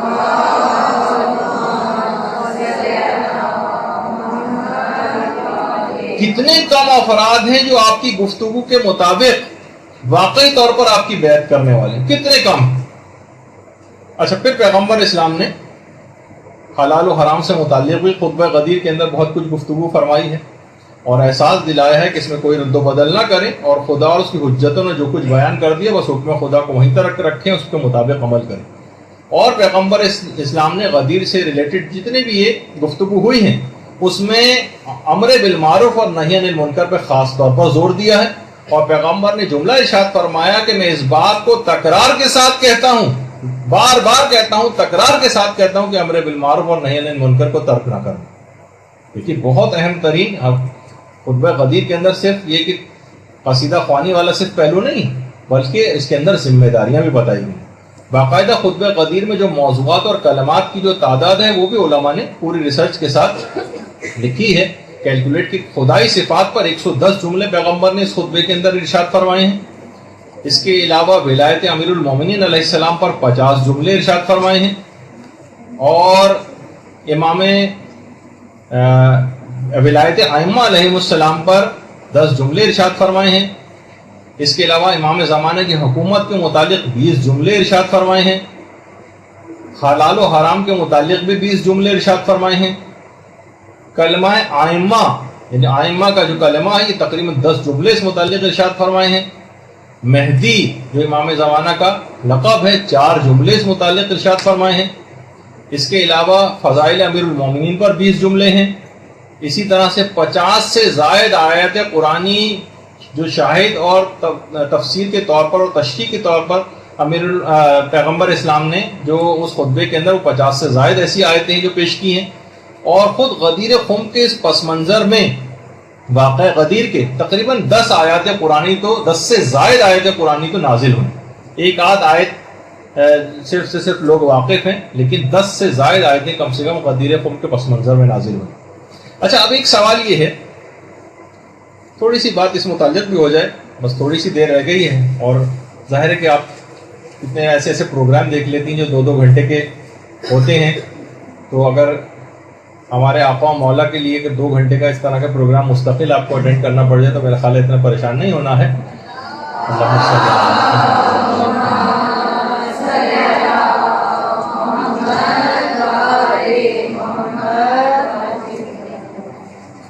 اچھا، کہ پیغمبر اسلام نے آخر بیعت کیوں لی؟ کیا ضرورت تھی الگ سے بیعت لینے کی؟ دیکھیے پیغمبر نے اس سے پہلے بھی تو کتنے سارے احکامات دیے، بس احکام آتے تھے، نص رسول ہوتی تھی، لوگ ویسے ہی مانتے تھے. لیکن پیغمبر جانتے تھے کہ اس بیعت کو آنے والے دنوں میں ثقیفہ کی بیعت کے مقابلے میں آ کر اس کو باطل کرنا، تاکہ جب لوگ بیعت توڑ کر کسی نئی بیعت کو اختیار کریں تو ان کا وہیں پر ابطال ہو جائے کہ یہ وہی شخص ہے جو کچھ ایام پہلے حکم خدا اور رسول پر امیر المومن کی بیعت کر چکا ہے اور اب یہ بیعت شکنی کرنے جا رہا. دیکھیے دیگر بیعتیں بھی جو ہوئی ہیں وہ الگ نوعیت کی تھیں، اس میں فقط چند افراد تھے جو یہ آپس میں ایک دوسرے کا انتخاب کر رہے تھے یا اپنی بنائی ہوئی شورا کے ذریعے انتخاب ہو رہا تھا. لیکن اس بیعت میں اور دیگر بیعتوں کے اندر زمین و آسمان کا فرق ہے. اب ایک سوال ہے، بس ویسے تو اتنا بڑا موضوع تھا غدیر کا، لیکن ایک سوال کہ اتنے دماغوں میں آتا ہے 1,20,000 صحابہ کا مجمع، اتنے واضح اعلان کے بعد لوگوں نے بیعت شکنی کیوں کی؟ بہت اہم سوال. دیکھیے کیسے ممکن ہے، لوگ اکثر معترضین یہ سوال کرتے ہیں کہ 1,20,000 صحابہ کا مجمع ہو، اتنی بڑی تعداد میں لوگوں نے حدیث غدیر سنی ہو اور ثقیفہ میں کوئی اعتراض نہ کرے، یہ کیسے ممکن ہے؟ تو دیکھیے پہلی بات تو یہ ہے کہ لوگوں نے جو کچھ بھی عمل کیا وہ ایک الگ طرف ایک بات رہی جس کا بھی جواب آ جائے گا، لیکن یہ بات ایک طے شدہ ایک کنفرم واقعہ ہے جس کا آج تک کبھی کسی نے کوئی انکار نہیں کیا. تمام تفاسیر میں، تمام علم کلام کی کتابوں میں، تمام ادبیات میں، تمام تاریخ میں، احادیث کے تمام شیعہ و سنی ذخیروں میں اس واقعے کی تفصیلات سے یہ تمام کتابیں بھری پڑی. خود امام نسائی انہوں نے 250 واسطوں کے ساتھ اس واقعہ غدیر کو نقل کیا. تو اس کے واقع ہونے میں تو کوئی شک و شبہ نہیں. ہاں وہ سوال البتہ اپنی جگہ رہتا ہے کہ لوگوں نے پھر خاموشی کیوں اختیار کی. تو پہلی بات تو یہ کہ پیغمبر اسلام کے جتنے بھی مخلص اصحاب تھے سب لوگوں نے خاموشی اختیار نہیں کی تھی، بلکہ بعض افراد تو باقاعدہ بولے تھے، انہوں نے اعتراض کیا تھا. حضرت سلمان نے، حضرت مقداد نے، طلحہ نے اور زبیر نے بھی، اور باقاعدہ حضرت زبیر نے تو ثقیفہ کے سرداروں پر تلوار تک کھینچ لی تھی. یعنی ایسا نہیں تھا کہ سب لوگ مان گئے. اچھا بعض افراد جو نہیں مانے تھے، کچھ ایسی ان کے خیال میں کچھ مصلحتیں تھیں یا وہ خون خرابے سے گریز کرنا چاہتے تھے. کچھ لوگ اس وجہ سے بعد میں اس چکر میں نہیں پڑے اور اپنے آپ کو ایک لحاظ سے غیر جانبدار انہوں نے کر لیا. بعض افراد جو تھے وہ بعض دھمکیوں کی وجہ سے خوف زدہ تھے، اس وجہ سے خاموش ہو گئے. ہر آدمی دھمکی کو جو ہے وہ برداشت نہیں کر سکتا. کچھ افراد کو کچھ فائدے مستقبل میں ملنے والے تھے اور امیر المومنین کی شخصیت اور کردار سے واقف تھے کہ یہ تو کوئی سا بھی فائدہ ہمیں ملے گا نہیں، ان کی عدالت سے ہم واقف ہیں، ہمیں تو کچھ ملنے ملانے والا ہے نہیں ان کے بعد. تو جہاں کہیں ان کو زیادہ بہتر صورتحال نظر آ رہی تھی اس کی طرف جا رہے تھے. علماء فرماتے بعض اتنے سادہ لوح تھے کہ ان کو سمجھ میں ہی نہیں آ رہا تھا کہ ہم کیا کریں. گاؤں دیہات والے اس زمانے میں عرب ہوتے تھے انتہائی سادہ لوگ. یعنی ابھی بھی آپ دیکھیں گاؤں دیہات میں جب الیکشن ہوتے ہیں تو ان کو یہ بھی نہیں پتا ہوتا، اس کا امیدوار کا نام بھی نہیں پتا ہوتا کس کو ووٹ دینے جا رہے ہیں. آج کل کے دور میں جو اتنا زمانہ ترقی کر چکا ہے، اور وہ کہتے ہیں کہ جناب اچھا وہ فلاں نشان کے اوپر اور اونٹ گاڑی پر اور فلاں پھل کے اوپر اور سیب پر اور میز پر اور قلم پر کسی بھی جا کر نشان دے کے وہاں اسٹیمپ لگا دیں. تو اسی طرح سے اس زمانے میں بھی اتنے سادہ لوگ ہوتے تھے. اچھا بعض ایسے تھے کہ جو باقاعدہ انکاری تھے اور امیر المومنین سے باقاعدہ کینہ اور دشمنی رکھتے تھے. کتنے ہی کافر اور مشرک رشتہ داروں کو ان کے مختلف جنگوں میں امیر المومنین قتل کر چکے تھے. عربوں کا کینہ تو بہت مشہور ہے نا، تو یہ والی بہت تھی ان کے اندر دشمنی، اس وجہ سے بھی انکار کیا. بعض اتنے زیادہ نادان اور جاہل تھے، حیرانگی ہوگی آپ کو سن کر، لیکن علماء نے لکھا ہے حوالوں کے ساتھ کہ وہ سمجھتے تھے کہ حضرت ابو بکر یا حضرت علی جن کی ہم بیعت کر رہے ہیں یہ علی ہیں. اور باقاعدہ ابو جعفر الاسقافی جن کی کتاب المعیار والموازنہ، اس کے اندر انہوں نے باقاعدہ اس بات کو لکھا ہے کہ اس زمانے کے لوگوں کی جہل و نادانی کا ثبوت اس سے آپ اندازہ لگائیے کہ وہ اس طرح سے ان اصحاب کو پہچانتے تھے اور یہ نام لے کر مخاطب کرتے تھے: علی ابن خطاب، عمر ابن ابی قحافہ، عثمان ابن ابی طالب اور ابو بکر ابن عفان. ان سب کے نام اور بلدیتیں بدل کے ان کو یہ نہیں پتا تھا کہ ہم کس سے مخاطب. تو اس زمانے کی ایک یہ بھی وجہ تھی کہ ایسے افراد، اور باقاعدہ بیعت لینے کے لیے بعد میں عربوں کے گروہ کو خطیر رقم جو ہے وہ دے کے بھیجا گیا تھا، جو کہ لالچ میں بہت سارے افراد نئی بیعت کو قبول کر لیں، اور کہا تھا کہ جو پیسے سے قبول کر لے وہ پیسہ لے، اور جو پیسے کو قبول نہ کرے تو پھر جو ہے اس کے لیے ڈنڈے کو تیار رکھیں، اس کی مال وغیرہ لگائیں. شیخ مفید نے کتاب جمل میں اور شرح اصول کافی میں محمد صالح مازندرانی نے باقاعدہ اس بات کو بیان کیا. اور کچھ لوگ اسلام میں ظاہر ہے کہ مفادات کی پاسداری کے لیے بھی داخل ہوئے تھے، سازشوں کے تحت مال غنیمت کے لالچ میں. بہت سے آپ کو پڑھتی ہیں آپ کتابوں میں کہ پورے قبیلے مسلمان ہو جاتے تھے. تو حیرانگی ہوتی ہے کہ پورا قبیلہ کیسے مسلمان؟ بھائی کچھ لوگ متاثر ہو کہ بہت سے لوگ متاثر نہیں، پورا قبیلہ کیسے؟ تو پورے قبیلے میں مسلمان ہو جاتے تھے لیکن دل سے قائل نہیں ہوتے تھے، کیونکہ قبیلے کو چھوڑنے کے معنی یہ ہوتے تھے کہ جیسے کوئی بھیڑ جو ہے وہ بھیڑیوں کے غلے میں اس کو چھوڑ دیا جائے. یعنی اگر کوئی شخص قبیلے سے ہٹ جائے اگر تو اس کو اکیلا پا کر لوگ اس کے مال و اسباب لوٹتے تھے اور اسے قتل کر دیتے. قبیلے کے ساتھ رہنا ضروری ہوا. پورے نے زیادہ تر لوگوں نے یا سردار نے قبول کر لیا تو پورے کا پورا قبیلہ بھی مسلمان ہو گیا لیکن دل سے مسلمان نہیں تھے. تو اس طرح کے بھی بہت سارے افراد ایسے تھے کہ جو اس طرح کے تھے کہ جو کہ بعد میں انکاری ہو گئے، اور بعض عہدوں کے لالچ میں تھے. کچھ تو آپ کو پتا کہ فتح مکہ کے بعد اسلام کے کتنے وہ افراد کی جنہوں نے اسلام کے خلاف تلوار چلائی تھی، اچانک سے وہ مسلمان ہو گئے، ابو سفیان وغیرہ کی طرح سے، اور کتنے اس قسم کے افراد بھی موجود تھے. تو بہرحال اسلامی معاشرے کی ایک بہت بڑی مصیبت جسے کہا جائے، مشکل، ایک نفاق اور منافقین کی صورت میں وہ اس وقت اس زمانے میں موجود تھی. اور علماء نے جو باقاعدہ جنہوں نے قرآن پر کام کیا انہوں نے ایک بات کو لکھا ہے کہ اگر قرآنی آیات کی ہم ترتیب کا جائزہ لیں تو منافقین کے بارے میں اکثر آیات پیغمبر اسلام کے حیات ظاہری کے آخری زمانے کی، آخری زمانے میں ساری منافقین کے متعلق آیات ہیں. یہی وجہ ہے کہ آخری پیغمبر اسلام کے اس حج کے واقعے کے بعد منافقین نے آپس میں باقاعدہ ایک ایگریمنٹ کیا، سائن کیا تھا کہ، اور اسلام کے خلاف ایک دقیق اور پیچیدہ سازش بھی تیار کی تھی، جو کہ ابھی آج تو ہمارا اس کا موضوع جو ہے وہ نہیں ہوگا. اچھا، اب یہ جو ہوا تھا یہ تمام چیزیں انکار ولایت جن افراد نے کی تھی ان کے بھیانک نتائج بھی سامنے آنے لگے. کہ جب باقاعدہ امیر المومنین نے اصحاب کی جماعت سے کہا تھا کس کس نے یہ حدیث سنی ہے وہ کھڑا ہو جائے، تو کچھ گروہ کھڑا ہو گیا تھا جس نے گواہی دی تھی اور بعض نے گواہی نہیں دی تھی، اور اس کے نتیجے میں لا علاج بیماریوں کے اندر جو ہے وہ لوگ مبتلا ہو گئے. ایک دفعہ کسی عالم سے کسی نے پوچھا تھا، کچھ لوگوں نے اس کو فیس بک وغیرہ پہ ساتویں امام کے نام سے منسوب کر کے بھی ڈالا ہوا ہے، لیکن وہ پتہ نہیں کہ ساتویں امام نے کہا بھی تھا یا نہیں، کہ پیغمبر اسلام نے کیوں کہا تھا کہ کلنا محمد، سب ائمہ کے لیے 14 کے 14 کے لیے یہ بات کیوں نہیں کہہ دی تھی کہ سب کے سب علی. تو ان عالم نے یہ بات کہی کہ لوگوں سے غدیر کا ایک علی تو برداشت نہیں ہو تو 14 علی کس طرح سے برداشت ہو جاتی. تو بہرحال لوگوں نے اس طرح سے بعد میں باقاعدہ انکار کیا کہ انس ابن مالک جو ایک صحابی تھے، باقاعدہ وہ خود اپنا منہ کو چھپا کے پھرتے تھے، ایسے بیماری چہرے کے اوپر ہو گئی تھی کہ ہر وقت چہرے کے اوپر کپڑا ڈال کے رکھتے تھے. ابن قتیبہ نے المعارف کے اندر اور ابن ابی الحدید نے شرح نہج البلاغہ کے اندر ان کا تذکرہ کیا. اس کے علاوہ ایک اور برا بن عازب، یہ بھی اپنے اندھے ہو گئے تھے کیونکہ انہوں نے گواہی نہیں دی تھی، اور ارجح المطالب کے اندر باقاعدہ یہ بات ہے کہ اپنے چہرے کو چھپا کر پھرتے تھے. زید ابن ارقم کے متعلق بھی وہ بھی اسی وجہ سے نابینا ہو گئے تھے. اور جریر ابن عبداللہ بجلی، یہ بھی گواہی کو چھپانے کے نتیجے میں باقاعدہ اتنے زیادہ اس طرف گئے کہ انہوں نے معاذ اللہ اس کے بعد جو ہے امیر المومنین پر لعنت بھی کی اور جاہلیت اور کافر ہو گئے. یعنی یہاں تک اس بات کا تذکرہ آیا. تو دیکھیے فقط صرف یہاں ایک بات یہ بھی ہے علماء نے کہی ہے کہ صرف تعریفیں کرنے سے دیکھیے کام نہیں چلتا، صرف قصیدہ گوئی سے کام نہیں چلتا. بخن بخن یا علی، بہت سارے لوگوں نے اس موقع پہ بات کہی تھی. لوگ کہتے ہیں مبارک ہو مبارک ہو، مبارک کے معنی میں نہیں، واہ واہ یا علی واہ واہ، جو آج کل بھی ہمارے یہاں ہوتا ہے کہ صرف واہ واہ کریں اور تعمیل احکام نہ کریں، تو اس زمانے کے واہ واہ کرنے والوں جیسا انجام ہو جائے گا.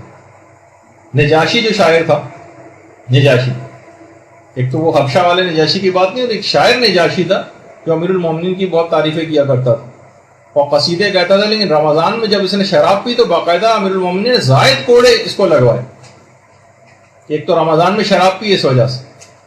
ابھی جن کا تذکرہ ہوا تھا جو رسول کی شان میں شاعری کرتے تھے، اس سے پہلے زبردست قصیدہ خوانی کی تھی خود میدان غدیر میں، لیکن بعد میں کیا ہوا، انجام صحیح نہیں ہوا، اپنے قول سے پھر گئے. اور دوسرے لوگوں نے تو پھر بھی چوتھے نمبر کا خلیفہ مان لیا، انہوں نے چوتھے نمبر پہ بھی نہیں مانا اور اس سے بھی انکاری ہو گئے. تو آپ نے دیکھا کہ صرف بہرحال واہ واہ کرنے سے اور صرف قصیدے کہنے سے کام نہیں چلتا، اگرچہ یہ بھی بہت اہم ذمہ داری یعنی جب یہ کہ یہاں پر ابھی فوراً بعد ہی کچھ قصیدہ خوانی وغیرہ آپ لوگ کریں گی، لیکن تعمیل احکام بھی ساتھ ساتھ کرنی، ورنہ دیگر لوگوں کا انجام ضرور ملوث خاطر رکھنا چاہیے جو صرف تعریفیں کر کے دیں. دیکھیے بعض علماء نے بالکل صحیح مثال دی کہ ہم تبرک اور برکت کے لیے اپنے امام کو امام تو نہیں مانتے کہیں. رسول اللہ نے تو اولا بالتصرف کے معنی میں کہا تھا. بہت ساری روایتوں میں کہ اعلان غدیر سے پہلے، ولایت کا اعلان کرنے سے پہلے کہا تھا کہ کیا میں تمہارے نفسوں پر تم سے زیادہ اولویت نہیں رکھتا؟ سب لوگوں نے کہا تھا ہاں یا رسول اللہ اب رکھتے. پھر کہا تھا من کنت مولا. تو اس کا مطلب ہے پیغمبر نے پہلے اقرار لے لیا تھا کہ لوگوں کی جانوں پر، مالوں پر اور نفسوں کے اوپر علی اولا بالتصرف، جس طرح سے پیغمبر. اب مثلا علی کہیں کہ عورتوں کو پردہ کرنا، اب جو تبرک کے لیے صرف برکت کے لیے علی کو امام مانے گی، وہ مجلس بھی کرے گی، وہ جشن بھی اپنے گھر کے اندر منعقد کرے گی، نجاشی کی طرح سے مثلا ان کی شان میں قصیدہ خوانی بھی کرے گی، مگر پردے کی بات نہیں مانے گی. لوگ گھروں میں اپنے جشن کرتے ہیں، انتظام کرتے ہیں، شعراء کو بلا کر لاتے ہیں، خوب تعریفیں کرتے ہیں مولا کی. اور وہی مولا جس کا آپ کے مال کے اوپر بھی تصرف ہے، جب وہ آپ سے خمس کا تقاضا کرتا ہے تو وہی مومن جو ابھی تک جشن میں تعریفیں کر رہا تھا اب آئیں بائیں شائیں کر رہا ہے، اب جو ہے وہ بہانے بنا رہا ہے. دیکھیے پیغمبر اسلام نے اولا بالتصرف کے عنوان سے مولا ماننے کو کہا تھا، فقط اظہار محبت کا تقاضا نہیں کیا تھا میدان غدیر میں. وہ تو بہت پہلے ہو چکا تھا، قل لا اسألکم علیہ اجرا الا المودۃ فی القربى، تو بہت پہلے کی بات تھی. صرف یہی نہیں تھا کہ اعلان جو میدان غدیر ہے اس کے اندر صرف محبت کا اظہار آپ آ کر کریں، اتنے اہتمام کی دوبارہ ضرورت نہیں تھی، وہ تو پہلے بات ہو چکی تھی. تو علی سے اظہار محبت کا جو تقاضا تھا من کنت مولا کا، وہ مصداق نہیں تھا بلکہ اولا بالتصرف کے معنوں پر، یعنی مال کے اوپر اولا بالتصرف، جان کے اوپر اولا بالتصرف، اولاد کے اوپر اولا بالتصرف، یعنی پوری زندگی پر یہ مولائیت ہمارے محیط ہے. امام جب موجود ہو تو یہ ولایت براہ راست ہوتی ہے، اور ان کی غیبت میں فقیہ جامع شرائط کے ذریعے اس ولایت کا ایک حصہ آپ تک پہنچتا. چاہے اختیارات میں اختلاف ہوگا لیکن ولایت فقیہ اسی ولایت کا جز اور ایک کنٹینویشن، اس کے الگ دلائل ہیں علماء جو بیان کرتے ہیں. تو دیکھیے وہی مولا جو کہ لقب یافتہ ہے باب مدینۃ العلم، وہ بار بار علم حاصل کرنے کی تاکید کر رہا ہے. بار بار ہم جشن میں اسی مولا کے علم کے قصیدے پڑھ رہے ہیں، مگر علم حاصل کرنے کے لیے کبھی کوئی کوشش، کوئی اقدام نہیں کرتے. مثلا کہا جاتا ہے لوگ کہ بھائی بچوں کو اپنے تعلیم یافتہ بنانا چاہیے، تو لوگوں سے آپ پوچھیں تعلیم یافتہ بنانے کے لیے کیا کریں، وہ کہیں گے بھائی تعلیمی اداروں میں بھیجیں، اسکولوں میں، کالجوں میں، یونیورسٹیوں میں. دنیاوی تعلیم کے لیے وہاں بھیجتے ہیں نا. اچھا دین کے لحاظ سے بھی تعلیم یافتہ بنانا ہے ان کو، اب ان کو کہاں بھیجیں؟ تو اس میں سب لوگ اگر خاموش ہو جاتے ہیں. بھائی جب ہر دنیاوی تعلیم کے لیے اسکول، کالج اور یونیورسٹی کی ضرورت ہے تو دین کی تعلیم کے لیے کسی مدرسے، کسی دینی اسکول، کسی دینی یونیورسٹی، کسی دینی کالج کی ضرورت نہیں پیش آئے گی جہاں پہ جا کر وہ یہ علوم کو حاصل کرے. تو لوگ وہاں اگر خاموش ہو جاتے ہیں. تو آپ خود بتائیے کب علم حاصل کرنے کے لیے ہم نے اقدام کیا؟ ابھی کچھ ہی عرصے پہلے انٹرنیٹ وغیرہ پہ بھی ایک بڑے اچھا ایک نقطہ نظر پیش کیا کہ علی، بغیر علی کے تعلیم کبھی مکمل نہیں ہو سکتی. یقین نہ آئے تو لفظ تعلیم میں سے علی آپ نکال دیں، باقی صرف تم رہ جاؤ گے، یعنی علم اس میں سے نکل جائے گا.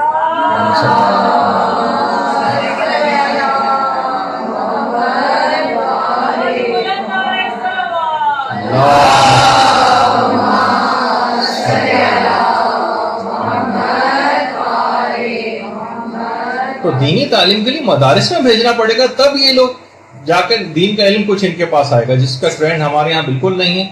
اور کچھ ایسے حالات پیدا کر دیے گئے کہ لوگ اور زیادہ اس سے ایک خاص سازش کے تحت کے لوگ اور متنفر ہوتے جا رہے ہیں. تو اب جو صرف تبرک کے لیے مولا کو مولا مانے گا، اولا بالتصرف کے معنوں میں نہیں مانے گا، تو کیا نتیجہ ہوگا کہ وہی مولا جب کوڑا لے کر بے چھلکے کی مچھلی بازاروں میں بیچنے والوں کو مارتا تھا کہ اے مسخ شداؤں کی یادگاروں کو تم کیوں بیچ رہے ہو، جو اس قسم جو داڑھی منڈوانے کی پاداشیں مسخ کر دی گئی ان کی نشانیوں کو کیوں بیچ رہے ہو؟ تو ہم کہیں گے کہ مولا آپ لاکھ ہمیں کوڑے مارے، ہم خود بھی داڑھی مونڈیں گے اور ڈھونڈ ڈھونڈ کر داڑھی مونڈے شعرا کو قصیدہ خوانی کے لیے بلائیں گے ضرور غدیر کے دن، اور انہی سے ہم پڑھوائیں گے.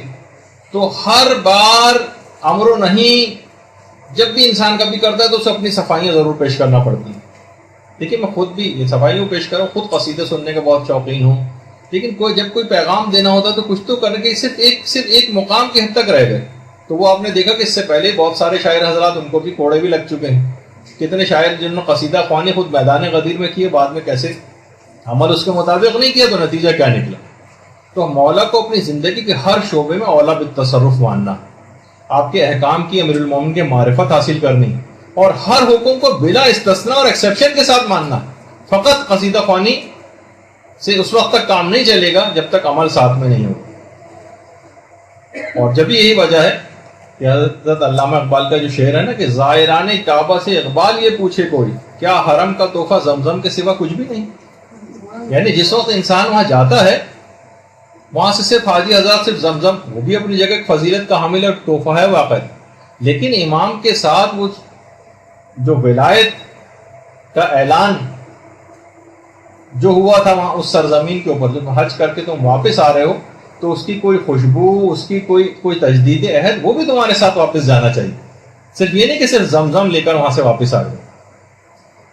تو اب بہت ساری باتیں اس کے اندر ایسی ہیں کہ دیکھیے آپ ایک بس جلدی اس بات کو اور مکمل کر دیا جائے کہ اس دن کرنا کیا.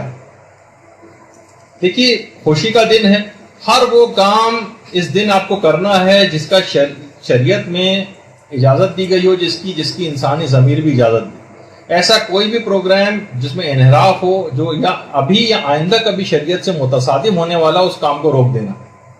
کچھ ہی سال پہلے اسی شہر کراچی میں 3 شعبان ایک شیعہ مومن کے علاقے سے ملحقہ ایک جگہ پر باقاعدہ 3 شعبان کو جشن کے موقع پر بعض حضرات نے ایک سازش کے تحت ایک رقاصہ و گلوکارہ کو اس پروگرام کے اندر جو بلایا گیا، اور آج کل خاص طور پہ قوال کو ہر جگہ انٹری کروائی جاتی ہے ان کی.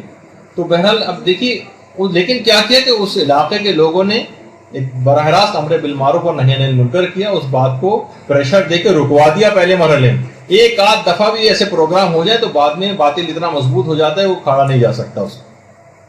تو بہرحال اب خاص طور پر یہاں کہوں کہ یہاں بزرگوں کی ذمہ داری زیادہ ہے. بزرگ سارے اس معاملے میں پیچھے ہو جاتے ہیں، جوانوں کو آگے کر دیتے. جوانوں کا خون ذرا گرم ہوتا ہے، تیز ہوتا ہے، فتنے فساد کی نوبت آتی ہے. بوڑھے داڑھی والے بزرگ حضرات اگر کسی جگہ پر جا کر معاملے کو رکوائیں گے تو وہاں پر کسی جو مخالف پارٹی میں نوجوان ہوں گے وہ بھی ان پر اس طرح سے ہاتھ نہیں اٹھا سکتے، اور کوئی ایسے جھگڑے و فساد کی نوبت نہیں ہو سکتی. بات چیت کے ذریعے بزرگوں کو آگے بڑھنا چاہیے. تو بہرحال اب دیکھیے جس خطبہ غدیر سے ملحقہ رسول نے امر و نہی کی اتنی تاکید کی، یہ کیسے ممکن ہے کہ اسی دن ان کے اس حکم کو فراموش کر دیا جائے. تو دیکھیے نہ تو ان جو بھی تقریبات اس سلسلے میں ہوں 18 ذی الحجہ کے ذیل میں یا کسی بھی جشن کے پروگرام میں، نہ اس میں کوئی حرام ہو نہ کوئی مکروہ ہو، اور ایسا بھی کوئی مباح نہ ہو جو کل کسی فتنے اور فساد کا سبب بن جائے یا کسی حرام کام کا پیش خیمہ بن جائے. اس کو بھی احساس کرنا. اچھا اب کریں کیا؟ سب سے پہلی تو چیز یہ ہے جو ہمارے چھٹے امام فرماتے تھے کہ پروردگار عالم کا آج کے دن شکر ادا کریں اور خدا کی حمد و ثنا اس دن کریں. دوسری ذمہ داری. اب جلدی جلدی ان ذمہ داری کو بھی لکھ لیں. ہمارے 8ویں امام فرماتے ہیں کہ اس دن سب سے مسکرا کر ملیں, یہ مسکرانے کا دن. جو بھی ایک دوسرے سے مسکرا کر اس دن ملے گا خدا کی نظر کرم اس پر ہوگی اور 1000 حاجتیں اس مسکراہٹ کی وجہ سے اس کی پوری کی جائیں گی. اور خدا موتیوں کا ایک محل, سفید موتیوں کا ایک محل جنت میں اس کو عطا کرے گا صرف مسکرا کر ملنے سے.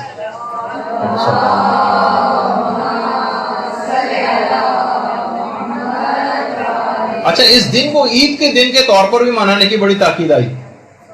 ہمارے 8ویں امام یہ بات ارشاد فرماتے ہیں کہ جو بھی اس دن کو عید کے طور پر منائے گا اس کے مال میں برکت زیادہ خوب ہو جائے گی. اور اس کے علاوہ بچوں کو عیدی اور تحفے تحائف وغیرہ وہ بھی تقسیم کریں. ہمارے 8ویں امام کی سیرت تھی کہ وہ تحائف بہت تقسیم کرتے تھے آج کے روز. اور غدیر کے دن جمع ہو کر جشن منائیں. اس کا جیسے کہ ہم لوگ بھی اس موقع پر یہاں جمع ہیں, خود امیر المومنین نے جو بات اس سلسلے میں ارشاد فرمائی ہے کہ اس دن ایک دوسرے کے پاس جمع ہو تاکہ خدا تم سب کے امور کو آسان فرما دے, یعنی تمہارے سارے بگڑے کام بن جائیں گے اگر تم ایک دن جمع ہو کر اس جشن کو مناؤ. اور اس کے بعد اگلی جو ذمہ داری ہے وہ یہ ہے کہ مومنین اس دن ایک دوسرے سے عید کی طرح سے ملاقات کے لیے جائیں, جیسے عید وغیرہ میں آپ لوگ جاتے ہیں. ہمارے 8ویں امام یہ جملہ بھی ارشاد فرماتے ہیں کہ ایک دوسرے سے بلکہ وہ ملنے کی بہت تاکید کرتے تھے اور فرماتے تھے کہ قبر میں اس کے 70 نور داخل کیے جائیں گے. جو بھی اس دن ایک دوسرے سے ملنے کے لیے جائے گا اس کی قبر بہت زیادہ وسیع ہو جائے گی ایک دوسرے سے ملنے کی وجہ سے, اور روزانہ 70,000 ملائکہ اس کی قبر کے لیے زیارت کے لیے آئیں گے اور اس کو مسلسل جنت کی بشارتیں دیں گے.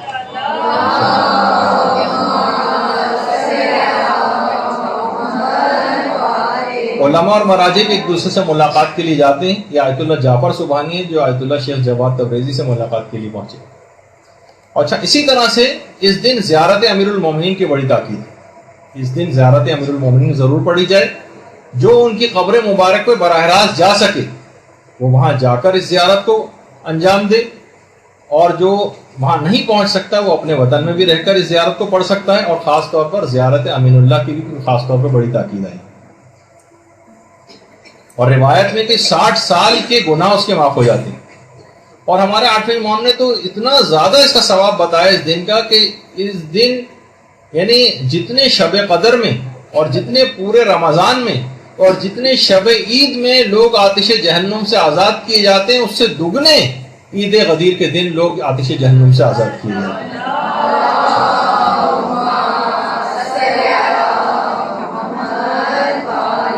اور ایک 2 رکعت کی نماز جو کہ ہم نے اس پہ اپنے فیس بک کے اکاؤنٹ میں بھی جو ہے لگائی تھی, وہ اس دن کے نزدیک آدھے گھنٹہ پہلے اس کا ٹائم ہے تقریباً زور سے, لیکن جو اس وقت نہیں پڑھ سکے وہ اب بھی پڑھ سکتے ہیں اس کو, اور جو اب نہ پڑھ سکیں وہ اگلے دن یا بہرحال کسی نہ کسی عنوان سے اس نماز کو پڑھ ہی لیں. کہ اگر اس طریقے سے جو اس کے اندر لکھا ہوا ہے کہ 2 رکعت کی نماز اگر کوئی پڑھ لے گا تو 6 امام میں جملہ ارشاد فرماتے ہیں کہ اسے 1 لاکھ حج اور 1 لاکھ عمرے کا ثواب دیا جائے. 1 لاکھ حج اور 1 لاکھ عمرہ. اب اتنا وقت نہیں, اس کے اندر آپ فیس بک پہ جا کے اس کا طریقہ دیکھ سکتی ہیں, وقت بہت ختم ہوتا جا رہا ہے. اور اسی طریقے سے آج کے دن کے روزے کا بڑا ثواب ہے. اور بہت سی روایت میں 60 مہینوں کے روزے یا 60 سال کے روزوں سے افضل قرار دیا گیا. بہت سی روایت میں 100 مقبول حج اور 100 مقبول عمروں کا ثواب. اور ایک روایت جو ابھی آپ کے سامنے 6 امام کی, اس میں عید غدیر کا روزہ دنیا کی عمر کی مقدار کے روزے کے برابر, یعنی اگر انسان دنیا کی عمر کے برابر زندہ رہے اور تمام دن روزہ رکھے تو غدیر کے دن روزہ رکھنے کا ثواب اس شخص کو اتنا ہی دیا جائے گا. تو بہرحال روزے کے حوالے سے ہے. اچھا, پھر اس دن خوشبو لگانے کی بڑی تاکید آئی ہے. اس دن جو ہے آپ لوگوں کو افطاری کروائیں, اور ابھی کچھ آپ کو تبرک بھی ملے گا انشاءاللہ اس کے بعد. تو جو مستحب روزے سے ہیں خواتین, آپ چاہیں تو ایک دوسرے کو افطاری اس طرح سے بھی کروا سکتی ہیں, وہ تبرک کھلوا کر وہ ثواب مل جائے. اور اہل بیت کے دشمنوں پہ آج کے دن لعنت کریں. اور ایک اور چیز جو آپ کے انٹرسٹ کی کافی ہوگی, نیا لباس پہنے, اور اگر نیا لباس ممکن نہ ہو تو صاف ستھرا لباس. آیت اللہ شیخ جواد تبریزی تو تاکیدی مستحب سمجھتے تھے نیا لباس بنانے کو آج کے روز. اور ایک دوسرے کو مومنین مبارکباد دیں. اور یہ کہہ کر مبارکباد نہیں، کچھ تو مفاتی کے اندر بھی طریقے ہیں، لیکن الحمدللہ الذی جعلنا من المتمسکین بولایت امیر المومنین والائمۃ علیہم السلام، یہ کہہ کر ایک دوسرے کو مبارکباد دیں۔ اور آج کے دن صدقہ دینے کی بھی بڑی تاکید آئی، 1 درہم یا 1 روپیہ صدقہ دینا آج 2 لاکھ درہم یا 2 لاکھ روپے دینے کے برابر، اتنا زیادہ ثواب۔ آج کے دن کثرت کے ساتھ درود پڑھنے کی بڑی تاکید آئی ہے۔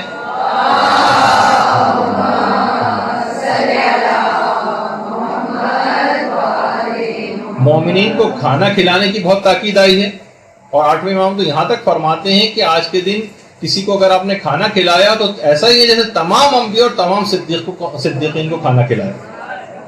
اور بہت سی روایات میں غسل کرنے کے متعلق بھی کہا گیا ہے، اور خاص طور پر اپنے اہل و عیال مومنین کی حاجت روائی کے بھی متعلق کہ مومنین کی انسان آج کے دن حاجت روائی کرے، اور دوسروں کی غلطیوں سے چشم پوشی اور درگزر آج کے دن خاص طور پر کرے، اور دوسروں کے ساتھ نیکی اور احسان کے ساتھ پیش آئیں،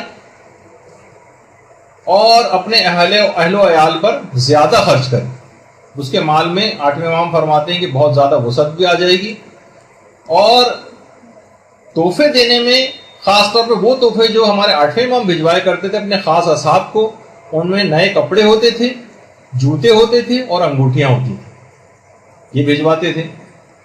اور اس سلسلے میں بڑے پیمانے پر بھی پروگرامز کرنے چاہیے، باقاعدہ ایسے سیمینار ہوں، ایران میں تو ہوتے ہیں، یہاں پہ بھی زیادہ ہونے چاہیے، ایسے ورکشاپس ہوں، ایسے علماء کے خطابات ہوں کہ جو کہ عام طور پر ان جگہوں پر ہوتے ہیں۔ اور کچھ والدین کے لحاظ سے بھی ذمہ داریاں ہیں کہ کم سے کم مائیں اس دن اچھا سا کھانا جسے بچے اور گھر والے شوق سے کھائیں، ایسے کھانوں پکا کے رکھیں تاکہ ان کو خوشی کا ایک احساس ہو۔ اور گھر کی تزئین و آرائش کے لحاظ سے بھی آج کی خصوصیت کہ گھر کو اپنے آرائش دیں تاکہ پتہ چلے کہ آج عید غدیر کا دن۔ اسی طرح سے بچوں کو خاص طور پر تیار کرنا، ان کو اچھا لباس پہنانا۔ بچوں کے سلسلے میں ایک ذمہ داری اور ہے کہ مثلاً ان کی کوئی ڈیوٹی لگائیں کہ وہ احادیث سنائیں، کوئی تقریری ان کا جو ہے مقابلہ جو ہے وہ کروا دیں، کچھ قصیدے ان سے پڑھوائیں، کچھ ان کو انعامات دیں، اور بچوں کی شرارتوں وغیرہ سے درگزر کریں، شرارتوں سے درگزر کریں تاکہ عید کی خوشی کا احساس ان میں باقی رہے۔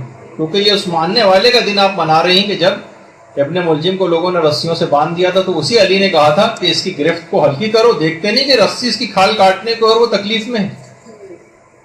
یہ اسی علی کو کا دن منایا جا رہا، تو یہاں لوگوں کی خطاؤں اور غلطیوں سے درگزر کرنا ہے۔ اور استاد اور معلم کے لحاظ سے بھی اس سلسلے میں ذمہ داریاں ہیں کہ اس موضوع پر خوش قسمتی سے یہاں تو کلاس ہی منعقد ہو گئی کہ اس سلسلے میں ضرور اس موضوع کی مناسبت سے جہاں جہاں استاد اور معلم وہ خطابات کریں۔ اس میں بچوں کے لحاظ سے بھی یہ ہے کہ ان کو بریفنگ دی جائے، اس دن کی اہمیت بتائی جائے، فضیلت بتائی جائے، فائدے، اعمال، تحریری و تقریری یا خطاطی وغیرہ کے مقابلے یہ اس دن باقاعدہ جو ہے بچوں کے کروائے جائیں تاکہ احساس رہے ہوں۔ اس کے علاوہ کوئز پروگرام بھی ہو سکتے ہیں، منقبت وغیرہ قصیدہ خوانی بھی ہو سکتی ہے، تبرک بھی تقسیم کروائیں، اور اس طرح سے مختلف اور ایک عقد اخوت جو کہ مفاتی کے اندر بھی لکھا ہوا ہے کہ ایک دوسرے کے ہاتھ پر ہاتھ رکھ کے باقاعدہ دعا پڑھی جائے، جس کا نتیجہ یہ ہے کہ جب تک میں جنت میں داخل نہیں ہوں گا جب تک کہ تمہیں اپنے ساتھ نہ لے لوں گا، اور میں اپنے آج سے تم پر تمام اپنے حقوق کو معاف کرتا ہوں سوائے ملاقات کے، دعا کے اور شفاعت کے۔ ان 3 حق، یہ بس 3 حق میرے ذمہ میں نے تمہارے ذمہ رکھے، باقی سارے حقوق میں معاف کرتا ہوں۔ اور بس اس کے اندر ایک آخری بات بس یہ اور کہہ دی جائے کہ بہرحال دیکھیے عید غدیر آخری کلمات ہیں، آپ بے چین ہو رہی ہیں، تبرک تھوڑی دیر میں مل جائے گا آپ کو۔ بہرحال عید غدیر دیکھیے لشکر شیطان کی شکست کا دن، عید غدیر حق کی بیعت کرنے والوں کا اور سر تسلیم خم کرنے والوں کا دن۔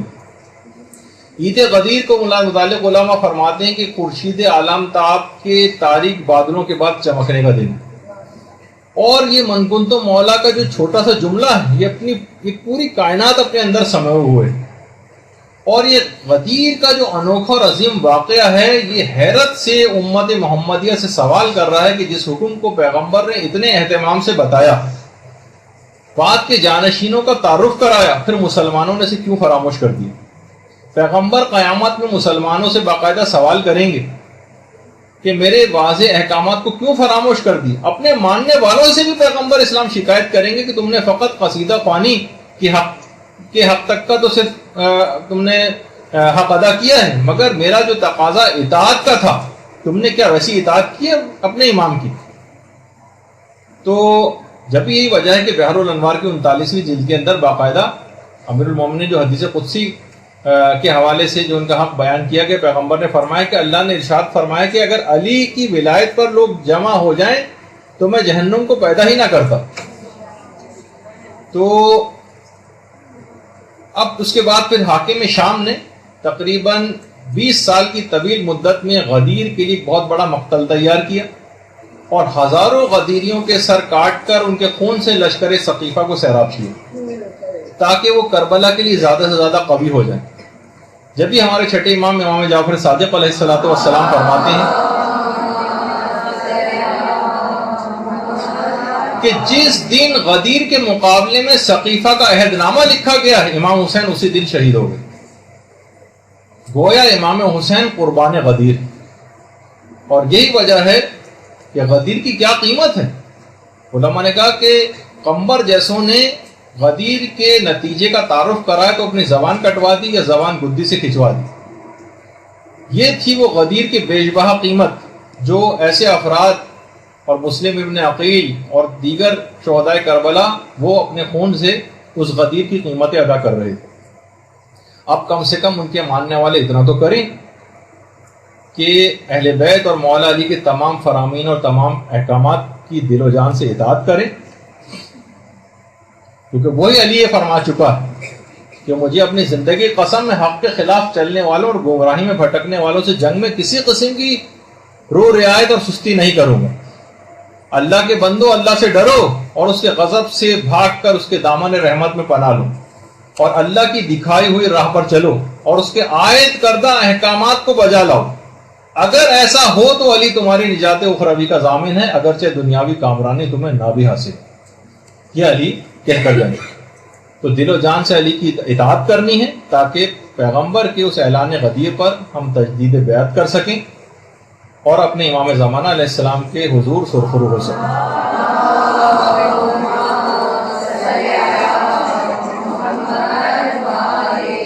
اب آپ کو جو بھی قصیدہ خوانی کرنی ہے وہ آپ کر لیں. آخر میں بس اس دعا کے ساتھ کہ ہمیں امیر المومنین کی اور تمام ائمہ اہل بیت علیہم السلام کی سیرت کی پیروی کی توفیق نصیب فرمائے، اور جتنے بھی ہمارے مرحومین اس دنیا سے جا چکے ہیں وہ آج کی تمام برکات، آج کے دن کی اور تمام فضائل اس سے بہرمند ہوں.